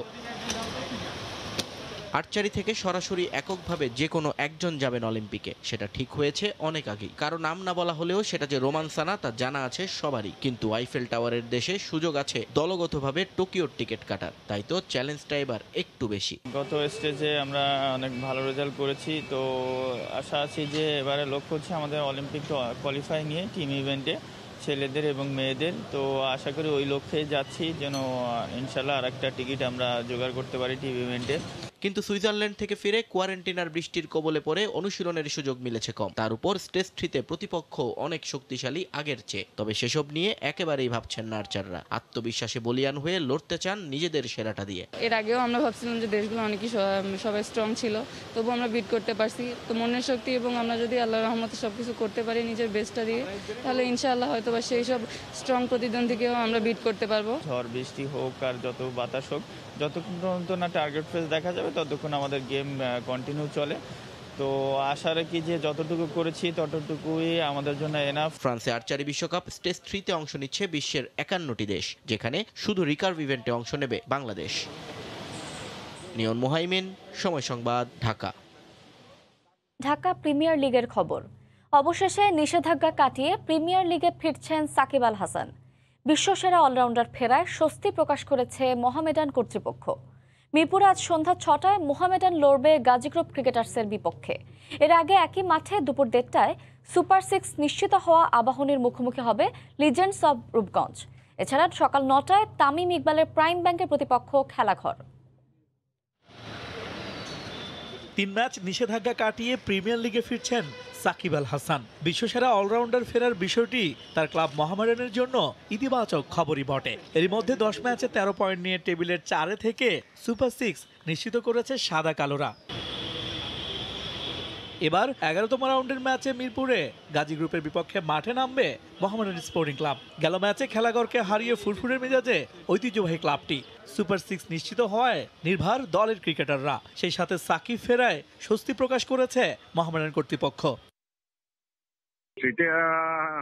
এটা আমরা নিশ্চিত হয়েছি ইনশাল্লাহ। কালকের ম্যাচটা যেহেতু আছে, আমরা চাই আর কি ও খেলুক। ক্লাব ম্যানেজমেন্ট এটা নিয়ে আজকে কালকেই আলাপ করে একটা সিদ্ধান্ত। এদিকে মিরপুরে লিজেন্ডস অফ রূপগঞ্জের বিপক্ষে লড়বে মুশফিকের আবাহনী। 10 ম্যাচে 14 পয়েন্ট নিয়ে সুপার 6 নিশ্চিত করেছে আকাশী নীলরা। যদিও নিজেদের সবশেষ ম্যাচে প্রাইম দলেশ্বরের কাছে হেরে কিছুটা ব্যাকফুটে আবাহনী, তারপরও 11তম রাউন্ডের ম্যাচে জয় পেতে বদ্ধপরিকর মুশফিক বাহিনী। আরেক ম্যাচে মিরপুরে তামিম ইকবালের প্রাইম ব্যাংকের মুখোমুখি হবে খেলাঘর। 10 ম্যাচে 16 পয়েন্ট নিয়ে টেবিলের শীর্ষে থেকে সুপার 6-এ পা রেখেছে প্রাইম ব্যাংক ক্রিকেট ক্লাব। জয়ধারা বজায় রাখার প্রত্যয় তামিম বাহিনীর। এদিকে বিকেএসপিতে আশরাফুল সোহানদের শেখ জামাল ধানমন্ডি ক্লাবের বিপক্ষে মাঠে নামবে ব্রাদার্স ইউনিয়ন। 10 ম্যাচে 12 পয়েন্ট নিয়ে সুপার 6 নিশ্চিত হওয়ায় আত্মবিশ্বাসী ধানমন্ডি জায়ান্টরা। ইস্তেক দীপু, সময় সংবাদ, ঢাকা। পর্তুগালের মিলফন্তেসে দুরন্ত গতিতে সাফল্য বাড়ছে বাংলাদেশিদের। কৃষিখাতের বাইরেও স্থানীয় ব্যবসা বাণিজ্যের ব্যাপক প্রসার ঘটিয়েছেন তরুণ প্রবাসীরা। স্থানীয়দের সঙ্গে সখ্যতার পাশাপাশি গড়ে তুলেছেন 5 শতাধিক বাংলাদেশি সুসংগঠিত কমিউনিটি। উদ্যোক্তারা বলছেন এখনও বহু বেকার প্রবাসীর কর্মসংস্থানের সুযোগ রয়েছে সেখানে। মিলফন্তেস ঘুরে এসে দেখুন তারিকুল হাসান আশিকের 2 পর্বের দ্বিতীয় ও শেষ প্রতিবেদনটি। মিলফন্তেসের বিস্তীর্ণ কৃষি জমি বা ফার্মগুলোতে কাজ করছেন বাংলাদেশিরা। ভিন্ন ভিন্ন ফসলের সিজনে ফসল উৎপাদন থেকে শুরু করে ফসল তোলায় সাম্প্রতিক সময়গুলোতে বেশ সুনাম কুড়িয়েছেন প্রবাসী বাংলাদেশিরা, তাই চাহিদাও বেড়েছে তাদের। সেখানকার বিভিন্ন কৃষি খামারের তত্ত্বাবধানেও রয়েছেন বাংলাদেশি তরুণরা। সুষ্ঠু কর্মপরিবেশ বা ন্যায্য বেতনে এসব খামারে কাজ করে ভাগ্য ফিরিয়েছেন বহু প্রবাসী। তেমনটা কঠোর পরিশ্রম নয় এবং অর্থও ভালো আছে। বাংলাদেশি সুপারভাইজারের অধীনে আমরা ভালোই কাজ করতেছি, মাস শেষে এখানে স্যালারিও ঠিকমতো দিয়ে দিচ্ছে। কর্মীদের সুরক্ষার বিষয় মাথায় রেখে নানা পদক্ষেপও নিয়েছে কর্তৃপক্ষ। We provide masks, we check every workers before starting the temperature, and if necessary we can provide auto test for COVID test. আমাদের কোম্পানি থেকে তাদের যে বেতন এবং থাকা এবং খাওয়া বাসস্থান সব কিছুরই আমরা একটা সুযোগ আমরা দিচ্ছি তাদেরকে। শুধু কৃষিক্ষেত্রেই নয়, স্থানীয়দের সঙ্গে সখ্যতা তৈরি করে প্রবাসী বাংলাদেশিরা গড়ে তুলেছেন সুপারমার্কেট, ক্যাফেটেরিয়া, এমনকি মোবাইল অ্যাক্সেসরিজের দোকানও। ব্যবসায়ের পাশাপাশি কমিউনিটির মান উন্নয়নেও তাদের রয়েছে নানা পরিকল্পনা। এখানে আমাদের নিজস্ব ব্যবসা প্রতিষ্ঠান, নিজস্ব খামার আছে, তো আমরা এখন চাচ্ছি এখানে আমাদের জন্য একটা মসজিদের ব্যবস্থা করতে। সম্ভাবনা বিবেচনায় লিসবন ছেড়ে অনেকেই এখন বিনিয়োগে আগ্রহী হচ্ছেন মিলফন্তেসের মতো ছোট ছোট শহরগুলোতে। রাজধানী বা বিভিন্ন বড় শহরের বাইরে ছোট একটি শহরেও প্রবাসী বাংলাদেশিদের এমন অগ্রযাত্রা সত্যি বিস্ময়কর। বাংলাদেশিরা তাদের কাজের এই ধারাবাহিকতা অব্যাহত রেখে সামনে বাংলাদেশকে পর্তুগালের কাছে আরও গুরুত্বপূর্ণ করে তুলবে, এমনটাই প্রত্যাশা সবার। ভিলানোভা মিলফন্তেস থেকে তারিকুল হাসান আশিক, সময় সংবাদ। বন্যপ্রাণী উল্লুক অনেকের কাছেই বন মানুষ হিসেবে পরিচিত। একসময় মানুষের মতো দল বেঁধে এরা প্রকাশ্যে লাউয়া ছড়ায় ঘুরে বেড়াতো। বসবাসের উপযোগী বন জঙ্গল উজাড় আর খাদ্য সংকট সহ নানা প্রতিকূলতায় এদের সংখ্যা অনেক কমে গেছে। সাম্প্রতিক বছরগুলোতে বন বিভাগ নানা উদ্যোগ নেয় এদের বংশ কিছুটা বৃদ্ধি পেয়েছে। এই পরিস্থিতি বজায় থাকলে দুর্লভ প্রজাতির এই প্রাণীটি বিলুপ্তির হাত থেকে রক্ষা পাবে বলে মনে করছেন গবেষকরা। শাহ ওলিদুর রহমানের পাঠানো তথ্য, ছবি নিয়ে বিস্তারিত রিপোর্ট। জীববৈচিত্র্যে ভরপুর দেশের অন্যতম জাতীয় উদ্যান মৌলভীবাজার কমলগঞ্জ লাউয়াছড়া। চিরহরিত এ বনে 167টি প্রজাতির উদ্ভিদের সমারোহ। পর্যাপ্ত খাদ্য আর নিরাপদ আবাসস্থল গড়ে ওঠায় এ বনেই যুগের পর যুগ ধরে বসবাস করছে বন মানুষ বা উল্লুক। একসময় সংখ্যা ছিল অনেক বেশি। শীত, গ্রীষ্ম, বর্ষা সব ঋতুতেই প্রকাশ্যে ঘুরে বেড়াতো। ভোরে সূর্য উকি দিলেই ঘর ছেড়ে সবাই বেরিয়ে পড়তো খাদ্যের সন্ধানে। রেইন ফরেস্ট বলে খ্যাত এ চিরসবুজ বনই ছিল তাদের বিচরণ ভূমি। গবেষকরা জানান 1997 সালের 14 জুন মাগুরছড়া গ্যাসকূপ বিস্ফোরণ ও অপরিকল্পিতভাবে সামাজিক বনায়নের নামে জাতীয় উদ্যানের গাছগাছালি নিধনে গাছের ঘনত্ব কমে আসা সহ নানা বিরূপ প্রভাবে সংখ্যায় কমতে থাকে। পর্যাপ্ত খাদ্য ও সুষ্ঠু প্রাকৃতিক পরিবেশ ফিরে আসায় এখন বন মানুষ বা উল্লুকের বংশ বৃদ্ধি পেয়েছে। সেই সাথে করোনাকালীন দীর্ঘ সময় পর্যটক অনুপস্থিতিতে তাদের বংশ বিস্তারে সহায়ক হয়েছে। উল্লুক খুব ডাকাডাকি করে গাছে গাছে লাফালাফি করে 4টা-5টা একলগে দলবান্ধিয়া থাকে। আমরা খুব খুশি হয়েছি উল্লুদেরকে দেখতে পেরে। এনভায়রনমেন্ট এটাকে পলিউটেড না করে তাহলে ন্যাচারালি যে জীবজন্তুগুলি আছে তারা তাদের অভয়াশ্রয়ে থাকতে পারে। গবেষকরা বলছেন 7 থেকে 8 বছর বয়সে এরা প্রাপ্তবয়স্ক হয়। এর আগে পরিবারের সঙ্গে থাকে। এদের টিকিয়ে রাখতে প্রয়োজনীয় সব ধরনের উদ্যোগ নেওয়ার কথা জানান সংশ্লিষ্ট কর্মকর্তা। প্রায় 102 প্রজাতির ফলের গাছ লাউয়াছড়ায় আছে। সে কারণে কিন্তু আমাদের উল্লুকগুলি তাদের খুব সহজভাবে তারা নিশ্চিন্তে জীবনযাপন করতে পারছে এবং তাদের পরিবার সংখ্যা অনেক বেড়ে যাচ্ছে। উল্লুক এবং এই জাতীয় প্রাণী যারা গাছে গাছেই থাকে এবং নিচে নামে না, পছন্দ করে যেসব গাছ, সেগুলোর কিন্তু বনায়ন আমরা করছি। 2018 সালের গবেষণার তথ্য মতে লাউয়াছড়া জাতীয় উদ্যানে 15টি পরিবারে প্রায় 45টি বন মানুষ বা উল্লুক রয়েছে। বর্তমানে এ সংখ্যা আরও বেড়েছে বলে দাবি বন বিভাগের। সময় সংবাদ, মৌলভীবাজার। ভোরের সময়ে শীর্ষ সংবাদ জানিয়ে দিচ্ছে আরেকবার। দেশে করোনার লাগামহীন সংক্রমণ বাড়াচ্ছে তৃতীয় ঢেউয়ের শঙ্কা। লকডাউন বাস্তবায়নে ধীর গতিকে দুষছেন বিশেষজ্ঞরা। অ্যান্টিবডি থেরাপি উদ্ভাবনের দাবি গবেষকদের। বোট ক্লাবে ঢোকার 1.5 ঘন্টা পর অচেতন পরিমণিকে বের করে নিয়ে আসেন জিম্মি। ধস্তাধস্তির প্রমাণ পেয়েছে পুলিশ। গুলশান এক ক্লাবে উশৃঙ্খল আচরণের অভিযোগ পরিমণির বিরুদ্ধে। সরকারের আশ্রয়ণ প্রকল্পের দ্বিতীয় ধাপে জমি সহ ঘর পাবে আরও 54,000 গৃহহীন পরিবার। হবে কর্মসংস্থানও। 20 জুন হস্তান্তর কার্যক্রম উদ্বোধন করবেন প্রধানমন্ত্রী। যুক্তরাষ্ট্র রাশিয়ার শীর্ষ বৈঠক ফলপ্রসূ, দাবি 2 নেতার। প্রায় 4 ঘন্টার বৈঠকে গুরুত্ব পেয়েছে বিতর্কিত অনেক ইস্যু। আলোচনার মাধ্যমে হবে সম্পর্ক উন্নয়ন। এই ছিল ভোরের সময়। সঙ্গে থাকুন সময়।